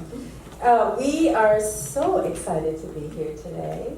Thank you, Kat, for the opportunity. Thank you, Aggies and Eagles, for the opportunity as well. As Kat mentioned, we are an executive sponsor of the event, and we are very proud to be a part of it as part of our HBCU initiative. Again, I am Kathy Baines, and I am so honored to be here with my partner here, Pam Everhart, as part of this fireside chat. I just want to give a quick shout out to our Fidelity family in the room. So Pam, want to give you an opportunity to introduce yourself. Sure. So Kathy, you know, I'm so delighted to be here with you. We have been partners doing a lot of work for years. I've been at Fidelity 29 years, and to see us here on Martha's Vineyard, I've been coming here for close to 30 years, since I was in law school, and just to see the excitement from the Fidelity family about being able to show up and to introduce a lot of the folks who visit here in the summer to Fidelity and some of the great things that we're doing for the community, what we're doing to bring talent, Black excellence into Fidelity. So thank you so much, Kathy, for doing that. And Wendy John, who's another close partner, head of diversity and inclusion, for making sure that Fidelity is very, very inclusive of everyone in terms of talent and leadership and development at Fidelity. So as I mentioned, I've been here at Fidelity 29 years. I would have never, ever thought that I would have been anywhere for 29 years. But the opportunities that I was afforded to at Fidelity, largely because of the culture, very warm and engaging, the opportunity to do a number of different things.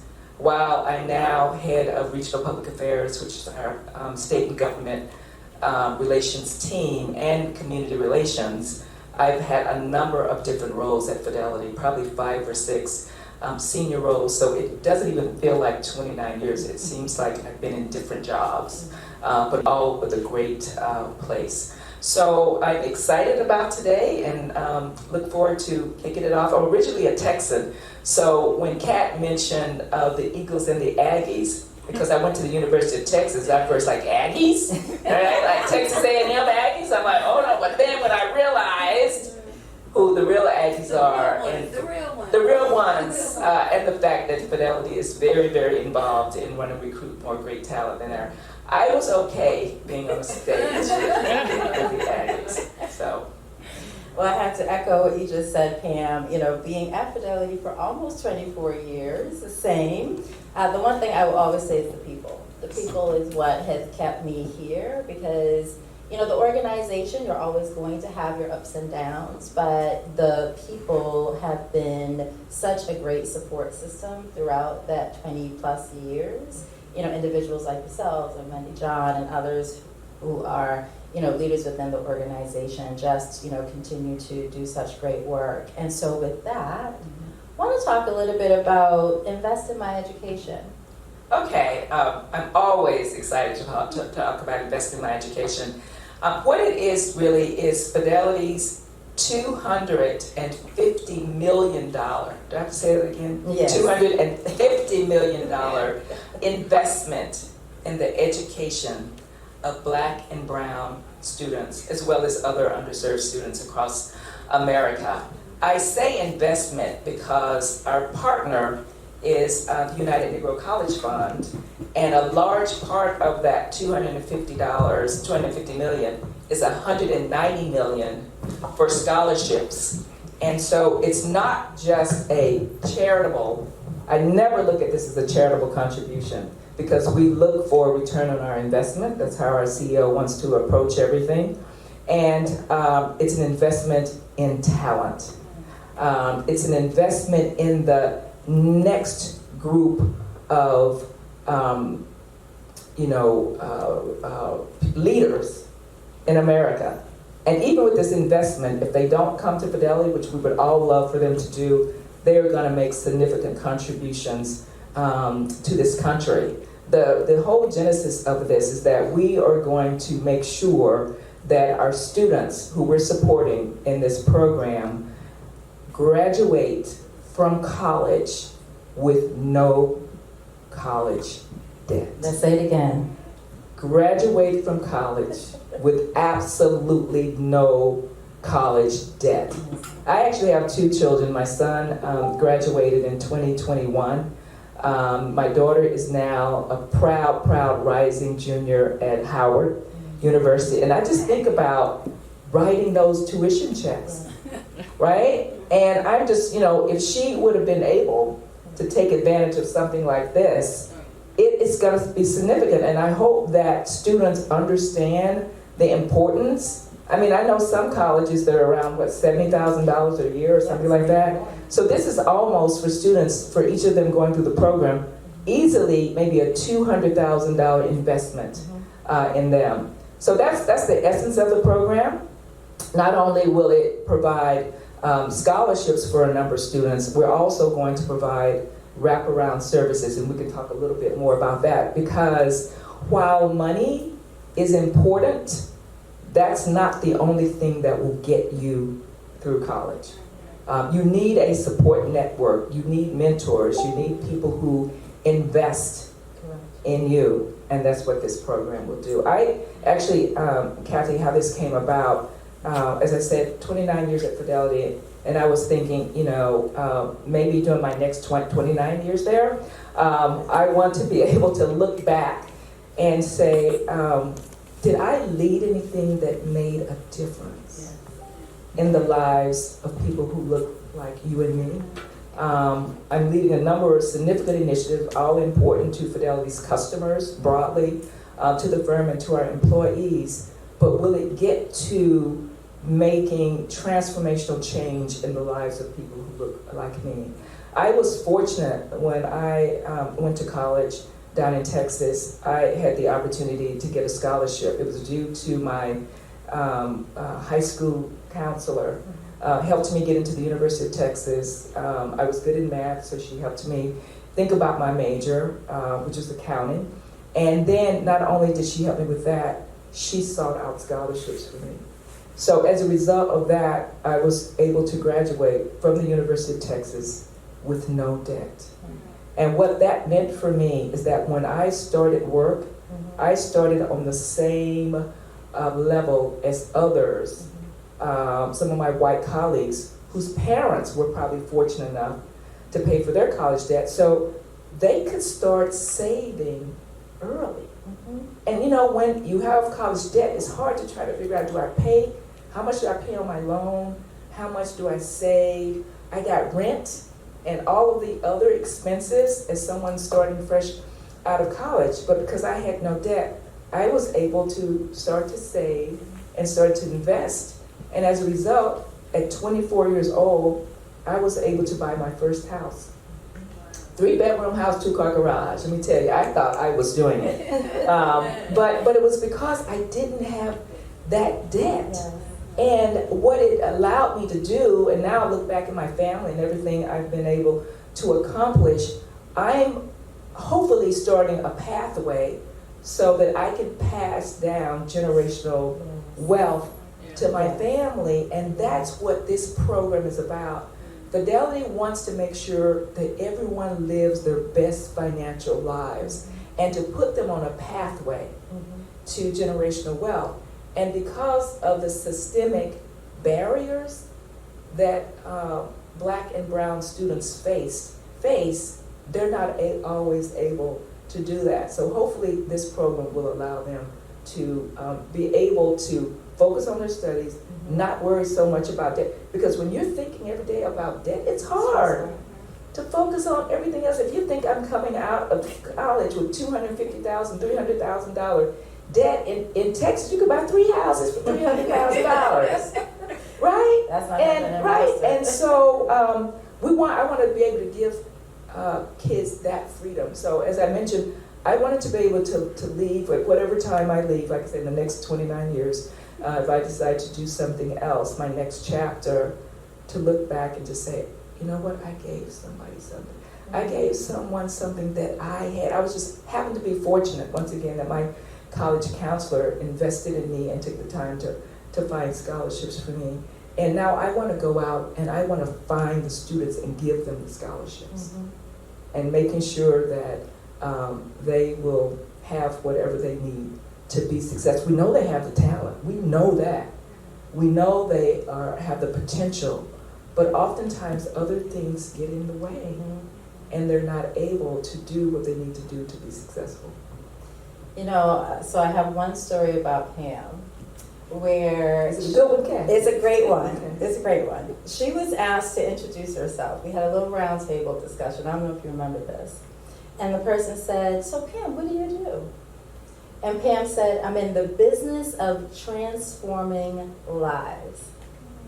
And I was completely wowed. I thought that was just such an amazing response. I wrote it down, going to try to tweak it from my own introductions. And then later on, you introduced the Invest in Me. And it's just such a powerful initiative to everything that you just said. And I jotted down as you were talking that building generational wealth. Because I think folks don't really understand how important and critical it is when you graduate from college and then you're building on top of, trying to pay off that debt and everything else that comes along with trying to be an adult. After you've graduated, it can be quite stressful. And so a program like this is just amazing to eliminate that additional stressor. So with that, you did mention some of the key elements of the Invest in Me program, right? So the Scholars Program, but what others would you want to highlight? Okay, first, let me just go back to the Scholars Program again, because when, at Fidelity, we try to do things a little differently. So it's not the traditional scholarships that go to students with 3.7, 3.8, 3.9. Those students will get scholarships. What I wanted to do is look out and look at the masses. Once again, those students who have grit, who have determination, who are working hard every day, and for whatever reason haven't been able to get to that level where they can get those scholarships. So Fidelity's scholarship program looks at students who we call the mighty middle. Those strong B students, those students with GPAs somewhere between 2.5 and 3.5. Those students who are the economic engine of this country, right? Those students who are working hard every day, but they're not getting those scholarships. So that's what we're focusing on, the mighty middle. We're also awarding scholarships to four-year colleges. So that's great if people can go to a four-year college. But not everyone can start off at a four-year college, and maybe the four-year college is not right for them right then. Or it could be economic reasons, a number of reasons why people don't do 4 years. So we will also offer those scholarships to junior colleges and folks who are going there, so the 2-year. And then, I have some people in my family, college is not for them, but they still can contribute to this country. They can still work. They really want to provide for their families. Yes. And so maybe a certification program, maybe they want to do HVAC or be an electrician or auto mechanic.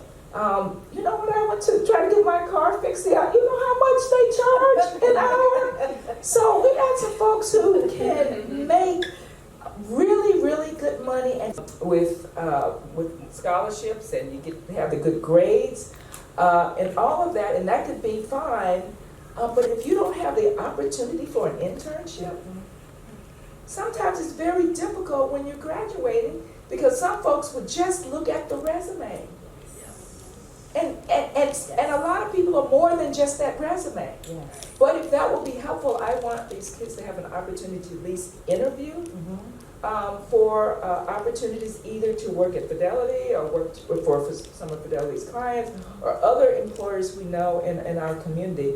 And through this program, I want to be able to give them that. I had the opportunity scholarships when I was at the University of Texas, and I know it helped me a lot. I learned how to read the Wall Street Journal during a internship at the University of Texas. I worked for a pension fund, the Texas Retirement System Pension Fund, and my job was to follow the stock prices of the investments in the pension fund.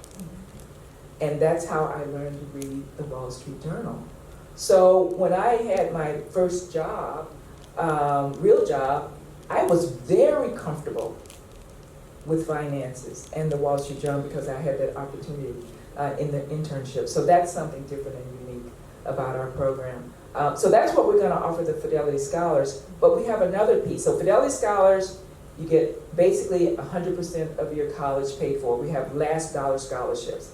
So you may get fellowships and grants and everything from the school. But before you get to the debt, because I don't want anyone signing for loans, Fidelity will come in and basically you don't have to satisfy your debt. You have no debt, right? So that's one piece. The second pillar is that we're going to give what we call persistence and completion grants to educational institutions, and that will be to cover that last tuition bill. You know, it's May, and you're getting ready to graduate, and you owe $500, or maybe $1,000. Now, you know, if you don't pay that $500 or that $1,000, you're not graduating. So you spend 4 years working hard, and you can't come up with the money, maybe eventually, but you won't get your diploma, you won't get your cap and gown till you pay your tuition bill. And what we want then, what we will do is that these small $500, $1,000, $1,500 grants will go to cover that so you can continue. And it may not be at the end of your 4 years, it may be between freshman and sophomore year. Because if you don't pay for that freshman bill and now it's time to re-up and get registered, if you owe, they're not bringing you back. You're not bringing you back, right? And so we will cover that. And then finally, the other piece of the program, which I think is great, we will provide what we call ecosystem building grants. We will provide grants to nonprofit organizations who are on the ground doing the work in the community, getting our kids from high school to college to good paying jobs. So, for instance, like Boys and Girls Clubs, a lot of those are in our communities. YMCAs, A Better Chance, a number of different organizations like that. Girls Inc., a number of them, just name them, are in the business of helping kids, underserved kids, move through the system, if you will, and bringing everything together. So we're going to lift up those organizations because we can't do it all, and we don't know it all. They know it. I want to be able to support them, and through that, we're able to scale this program.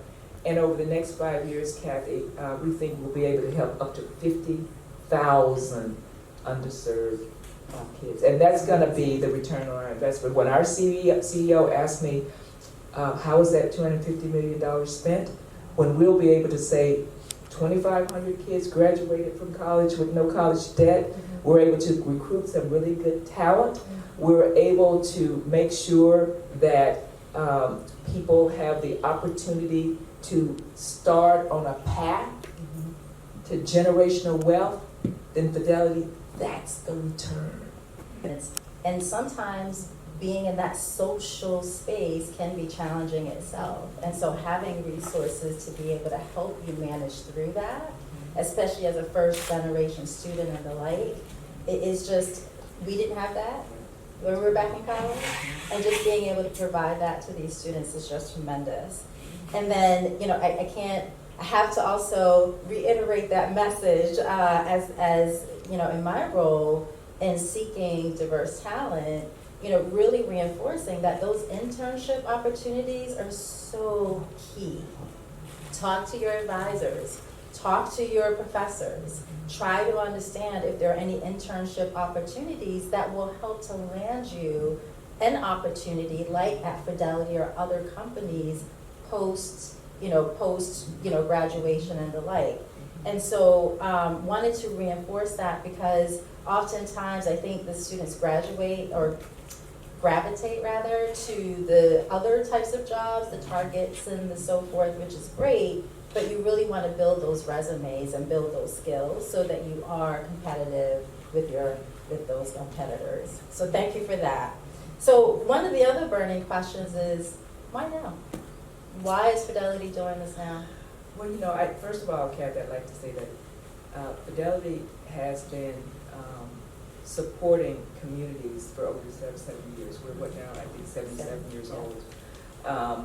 But always focus on underserved communities. That's just who the family is, who the major shareholders in the company. But a few years ago, a lot of things happened. We remember COVID. There was George Floyd. There were a lot of things. And so what we decided is that we were going to double down on our commitment and be very strategic and focused. And as I said, Fidelity is about education. That's just in our DNA. And going through COVID, it really highlighted a lot of the, as I say, systemic barriers that happen to our young folks, and we started looking about data. Data drives everything at Fidelity, and we just started doing some research, and we saw that I think it was like 46% of white students graduating 4 years from college. The others maybe 5 or 6 years. Latinx was around 30-something%, and black kids, like only 21% of them graduate in 4 years. And oftentimes what happens is that around that junior year, that's when they run out of money.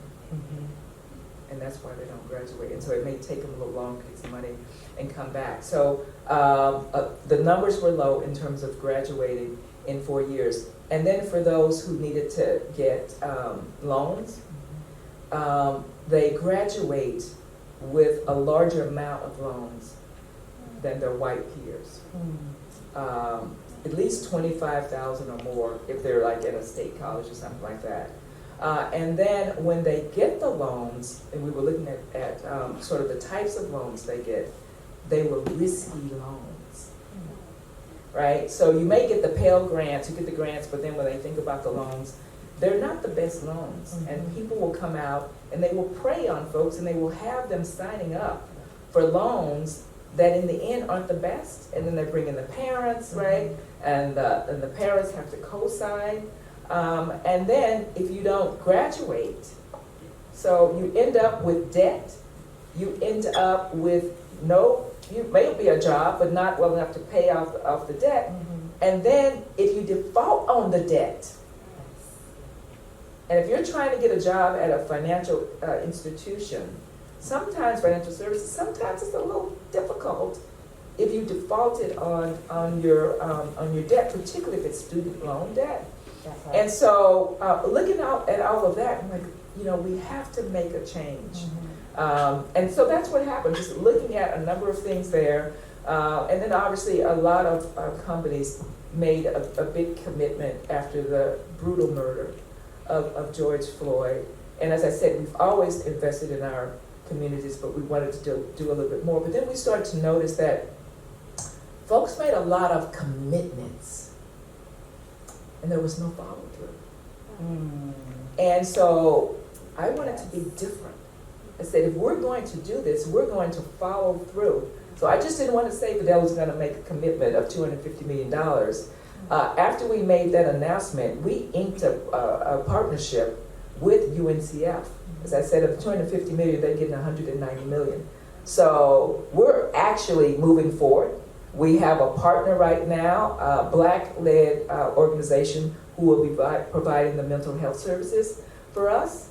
And so we're moving forward, and we're going to make good on our commitment. But that was it. It was just a number of things that were happening. We just wanted to double down on that. And also, as I mentioned, it was, I just wanted to make sure that we showed our commitment, and we wanted to make sure that the associates in our sites, Fidelity is in 11 states, and we wanted them to know that Fidelity was truly committed to financial inclusion and making sure that people who looked like them, people in their communities, were able to benefit from the generosity of Fidelity and the investment that Fidelity was making in the community.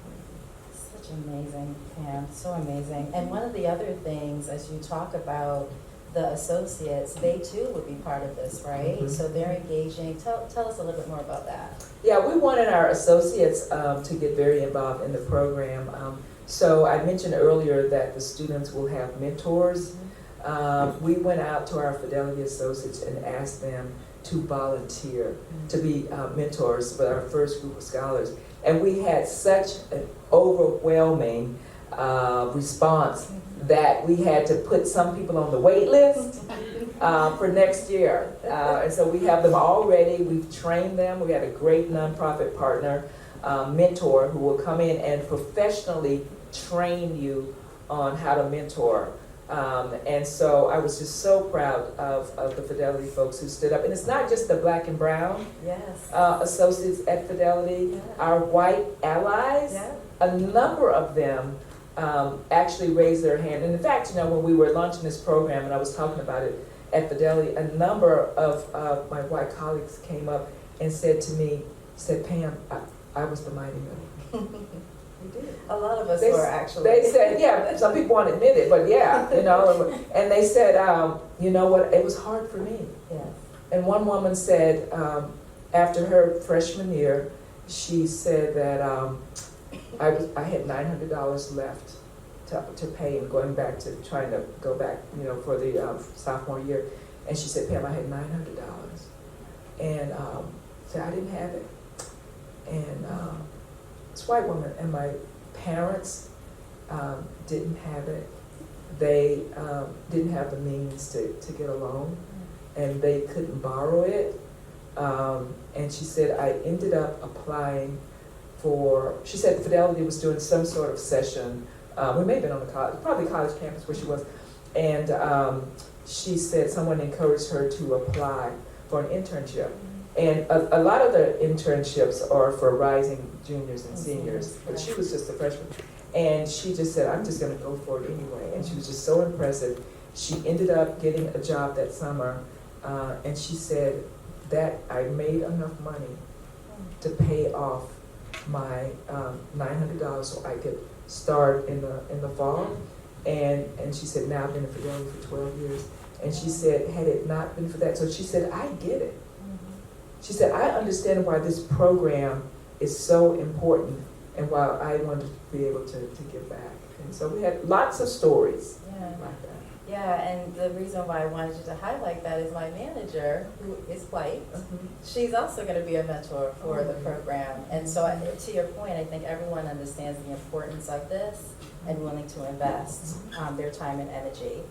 So we've talked, high level about the program, and I think we only have a few more minutes, but I wanted to just drill down just a little bit deeper as to the specifics. So who's eligible for the program? Who can participate? Great question. So, a lot of things that we do at Fidelity, it's sort of, you kind of try it out and you learn, you test and learn, and then you try to scale and do better. So for the first set of Fidelity scholars, I think we'll end up with about 250, 280. We've already sent out letters to the first 120, and the others will be getting letters this month. We were focusing on, obviously, the mighty middle. We think that's still the right place to do. But we looked at kids, the most neediest kids, so those who were Pell eligible, those for whom you could get a federal grant. And I think normally the income level is around $65,000. But I think we're going to change that for next year because, you know, even people whose family income is $100,000, and some people may think that's a lot of money. Not when you have kids in college. No, and so what we realized is that we need to up it a little bit so we can give more people the opportunity. So I think that's what we're going to do for next year. But for this year, it was Pell eligible. And then it was also, we started off offering scholarships to kids in 3 states where we have a significant presence. So we're headquartered in Massachusetts. So Massachusetts was involved in the first year. The other was North Carolina. North Carolina. They're Aggies and Eagles. And I think I need to go back. I'm more than happy to share the kids who are going to those schools in the fall who will have their scholarships paid 100%. I think back about Robert Smith at that graduation in 2018, where those kids had their debt paid off. These kids, we're going to say, when you start, there will be no debt, as I said. And then the last one was Texas. Because you got to, because we're Texas. And so those were the regions. So Pell eligible. Starting off freshman year, and the reason someone said, well, what if I'm a junior? We wanted to track the students. Once again, we're looking for our KPIs and making sure that we have optimal outcomes. And so we're looking at freshmen, or if you're first year as in your apprenticeship, in your vocational ed class, or whatever. And then for next year, we will add 3 additional states. We're in 11 states, so we'll be adding Florida, so for those people at Florida A&M out here in the audience, we will add New Mexico, and we're going to add New Jersey. There's a lot of need in those areas, and then we'll, at the end, we will cover all the 11 states. And, next year, and D.C. We're adding D.C., Washington, D.C. next year as well. A lot of great talent there, and we want those students to be able to benefit from these scholarships. Fantastic. Well, Pam, this is always a pleasure. Always a pleasure connecting and talking, just talking in general, number one, but just so amazed and just honored to be able to talk about Invest in Me and the work and the energy that you put towards it. So how can folks learn more about the program? Well, you could go on fidelity.com and just put in Fidelity Scholarships. It will come up. You could also, if UNCF is easy for you to remember, you can just put in UNCF and Fidelity Scholars. That is a way. And there may be a QR code or something maybe at the end for people to do that. But I really want people to get students to apply. I wanted 300 this year.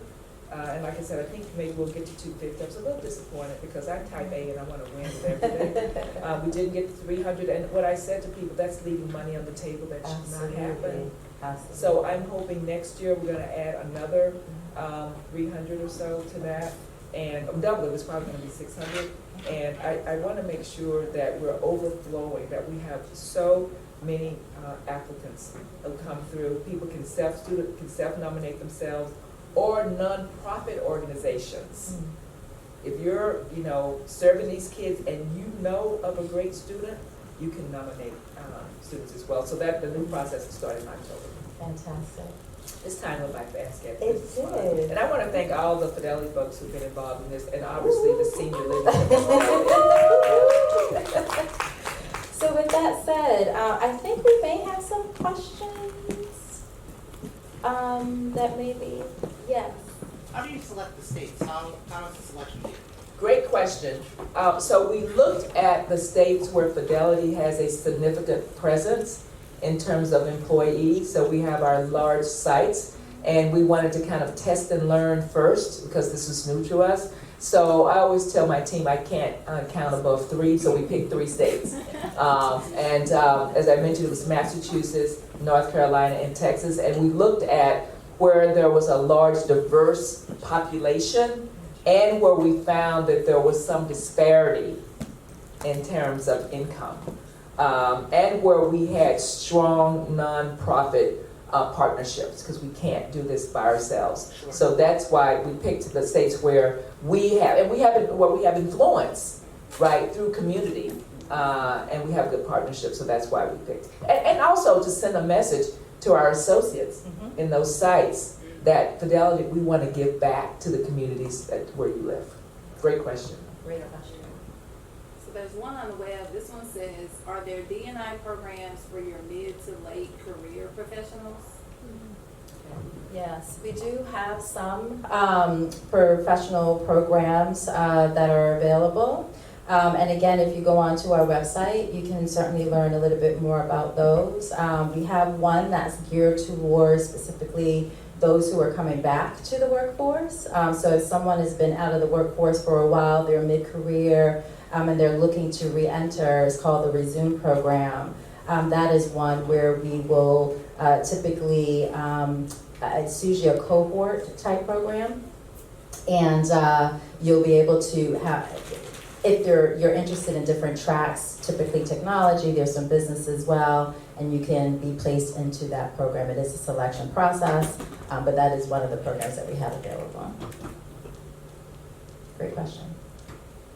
There's one that says, Pam, you mentioned risky loans. Does Fidelity offer services specifically for education to understand what's a risky loan? Oh, yeah. I know there's a lot of information in terms of, like 529 plans and things like that. On that site, when you go look, there's probably information about various opportunities to get loans, but I'm not sure if it gives you, like, in terms of what's risky or not. That's a great question. I don't know. Kathy, do you know? Yeah, I don't know. I think we can probably take that as a takeaway. To Pam's point, if you go on to 401k.com, there are a ton of resources and information out there to help educate you on, 529 plans and some of the other resources that you can leverage as your children are thinking about college or you're thinking about paying for college. I just don't know if there's any specific information in regards to that, but we can follow up on that. I think you addressed all the other ones that are up here. Well, I just want to say thank you again to the Aggie Eagles family for inviting us in. I love Aggies now.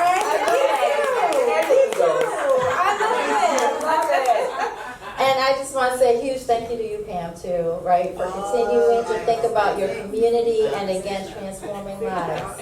We appreciate you. Thank you so much. Thank you.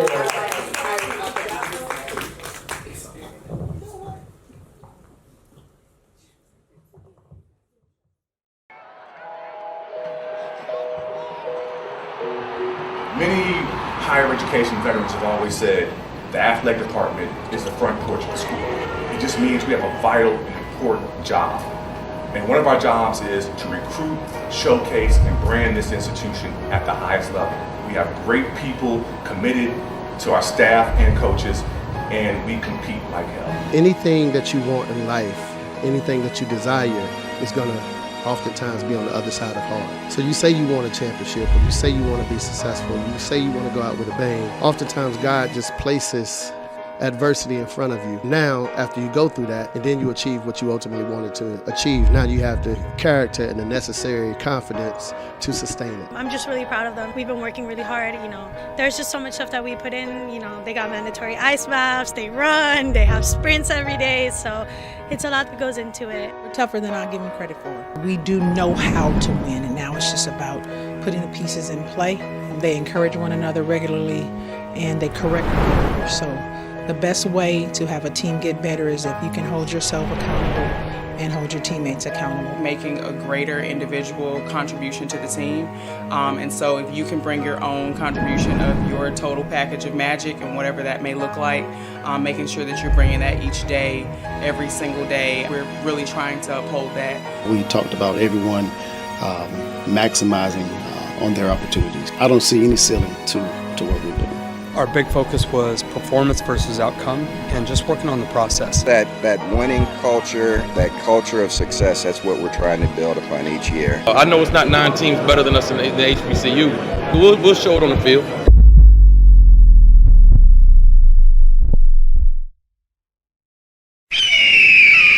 Hold up, wait a minute. Y'all thought I was finished? When I bought the Aston Martin, y'all thought it was rented? Flexing on these I'm like Popeye on his spinach. Double M, yeah, that's my team. Rose, the captain, I'm lieutenant. I'm the type can the mean casting grind like I'm broke. That Lambo, my new, she'll ride like my ghost. I'm riding around my city with my hands on my toes. Cause these want me dead, and I gotta make it back home. Cause my mama need that bill money, my son needs some milk. These try to take my life, they f*** around, get killed. You f*** around, you f*** around, you f*** around, get smoked. Cause these Philly I bought with me, don't f*** around, no joke. No, all I know is murder. When it come to me, I got young that's rolling, I got throwing bees. I done did the DOI, I done did the KODs. Every time I'm in that I get to throwing 30 G's. Now I'm hanging out that drop head, I'm riding down no collar. They let me earn back home, that young be wildin'. We get be mobbing, like Batman or with Robin. This 2-door Maybach with my seat on reclining. I'm like real wood up, real wood up. If you ain't about that murder game, then shut up. If you dip me in your rats, I get you stuck up. When you touch down in my hood, no, that tour life ain't good. Kept me down in MIA, and that heat game on wood. With that Puma life on my feet, like that little engine I could. Boy, I slide down in your block, bike on 12 o'clock. And they be throwing deuces on the same, they watch.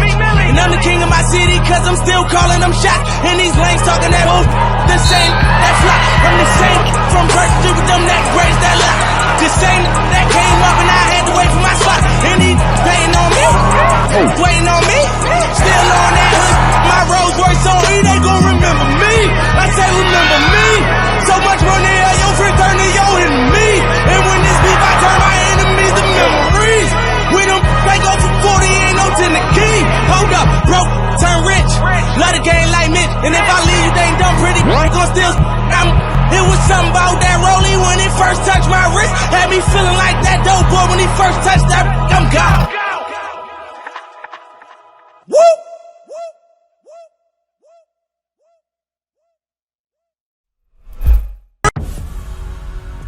There are 6,000 universities across America.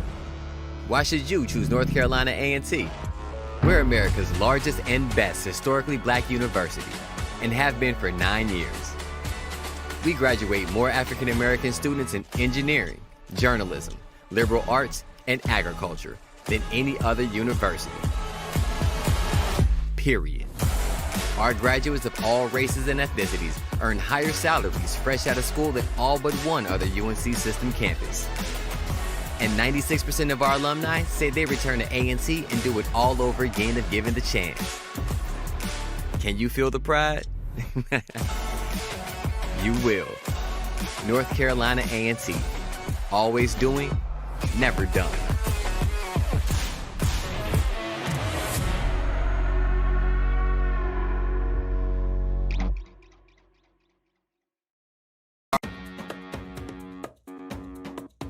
Nurse practitioner. IT manager. Entrepreneur. Singer. At Norfolk State University, your future starts here. With high-quality degree programs. And dedicated professors devoted to your success. There's no telling what your future will hold. Gallery owner. News anchor. Doctor. Chemical analyst. Actress. Professional baseball player. United States ambassador. Norfolk State. We see the future in you. As a freshman, all I cared about was baseball. College wasn't even a thought. I came here to NSU. I was kind of not engaged. But a professor looked at me one day and says, "Glenn, you know how good you are." And I just needed that extra push to motivate me to do more in class. I had a teacher challenge me and say, you could be so much more had you put some effort into it. That person changed my life. Study hard, take every opportunity, seek it out, become involved. Continue, push through, find whatever you need to find to get through to the next point. Be yourself, but always remember what you came here to do. You are joining a community of people who want to see you succeed and who are going to help provide you with every tool you need to make that a reality. It takes a village to prepare a professional. I've looked at all of them, learned from them, and that's the person I've become. School of Business Dean. Attorney. NASCAR's first African-American female tire changer. Program and Management Analyst. Educator. At Norfolk State University, we see the future in you.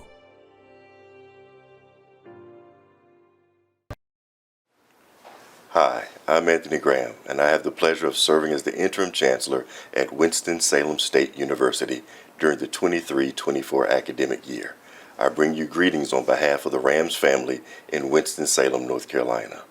I welcome you to the Aggies and Eagles on the Vineyard. I certainly wish that I could have joined you in person, but unfortunately, my schedule will not allow me to travel for this event. Nevertheless, I know that you will enjoy your time together while you network with one another and engage in critically important conversations designed to improve the work that occurs on the campuses of our cherished historically black colleges and universities across the nation. As you engage in these discussions, I ask that you give thought to specific ways that each of you, individually and collectively, can assist our HBCUs with actualizing our visions and missions. How might we work in greater partnership with various influencers to ensure that our institutions receive the level of funding necessary to scale and deepen the impact that we have on the students whom we serve? At Winston-Salem State University, we are proud of the significant impact that we have on student success. According to the New York Times, Winston-Salem State University is ranked #1 among four-year institutions in North Carolina for economic mobility. Of all the universities in North Carolina, Winston-Salem State University has a long history of recognition for our ability to enroll diverse students from all walks of life, irrespective of race, gender, socioeconomic status, or geographic location. We move them from one level to the next, helping them unleash their genius while making their dreams come true. I ask that you give critical thought to how we may engage in thought leadership and thought partnership to sustain and grow the significant impact of Winston-Salem State University and the other HBCUs across the nation. Once again, welcome to the Aggies and Eagles on the Vineyard.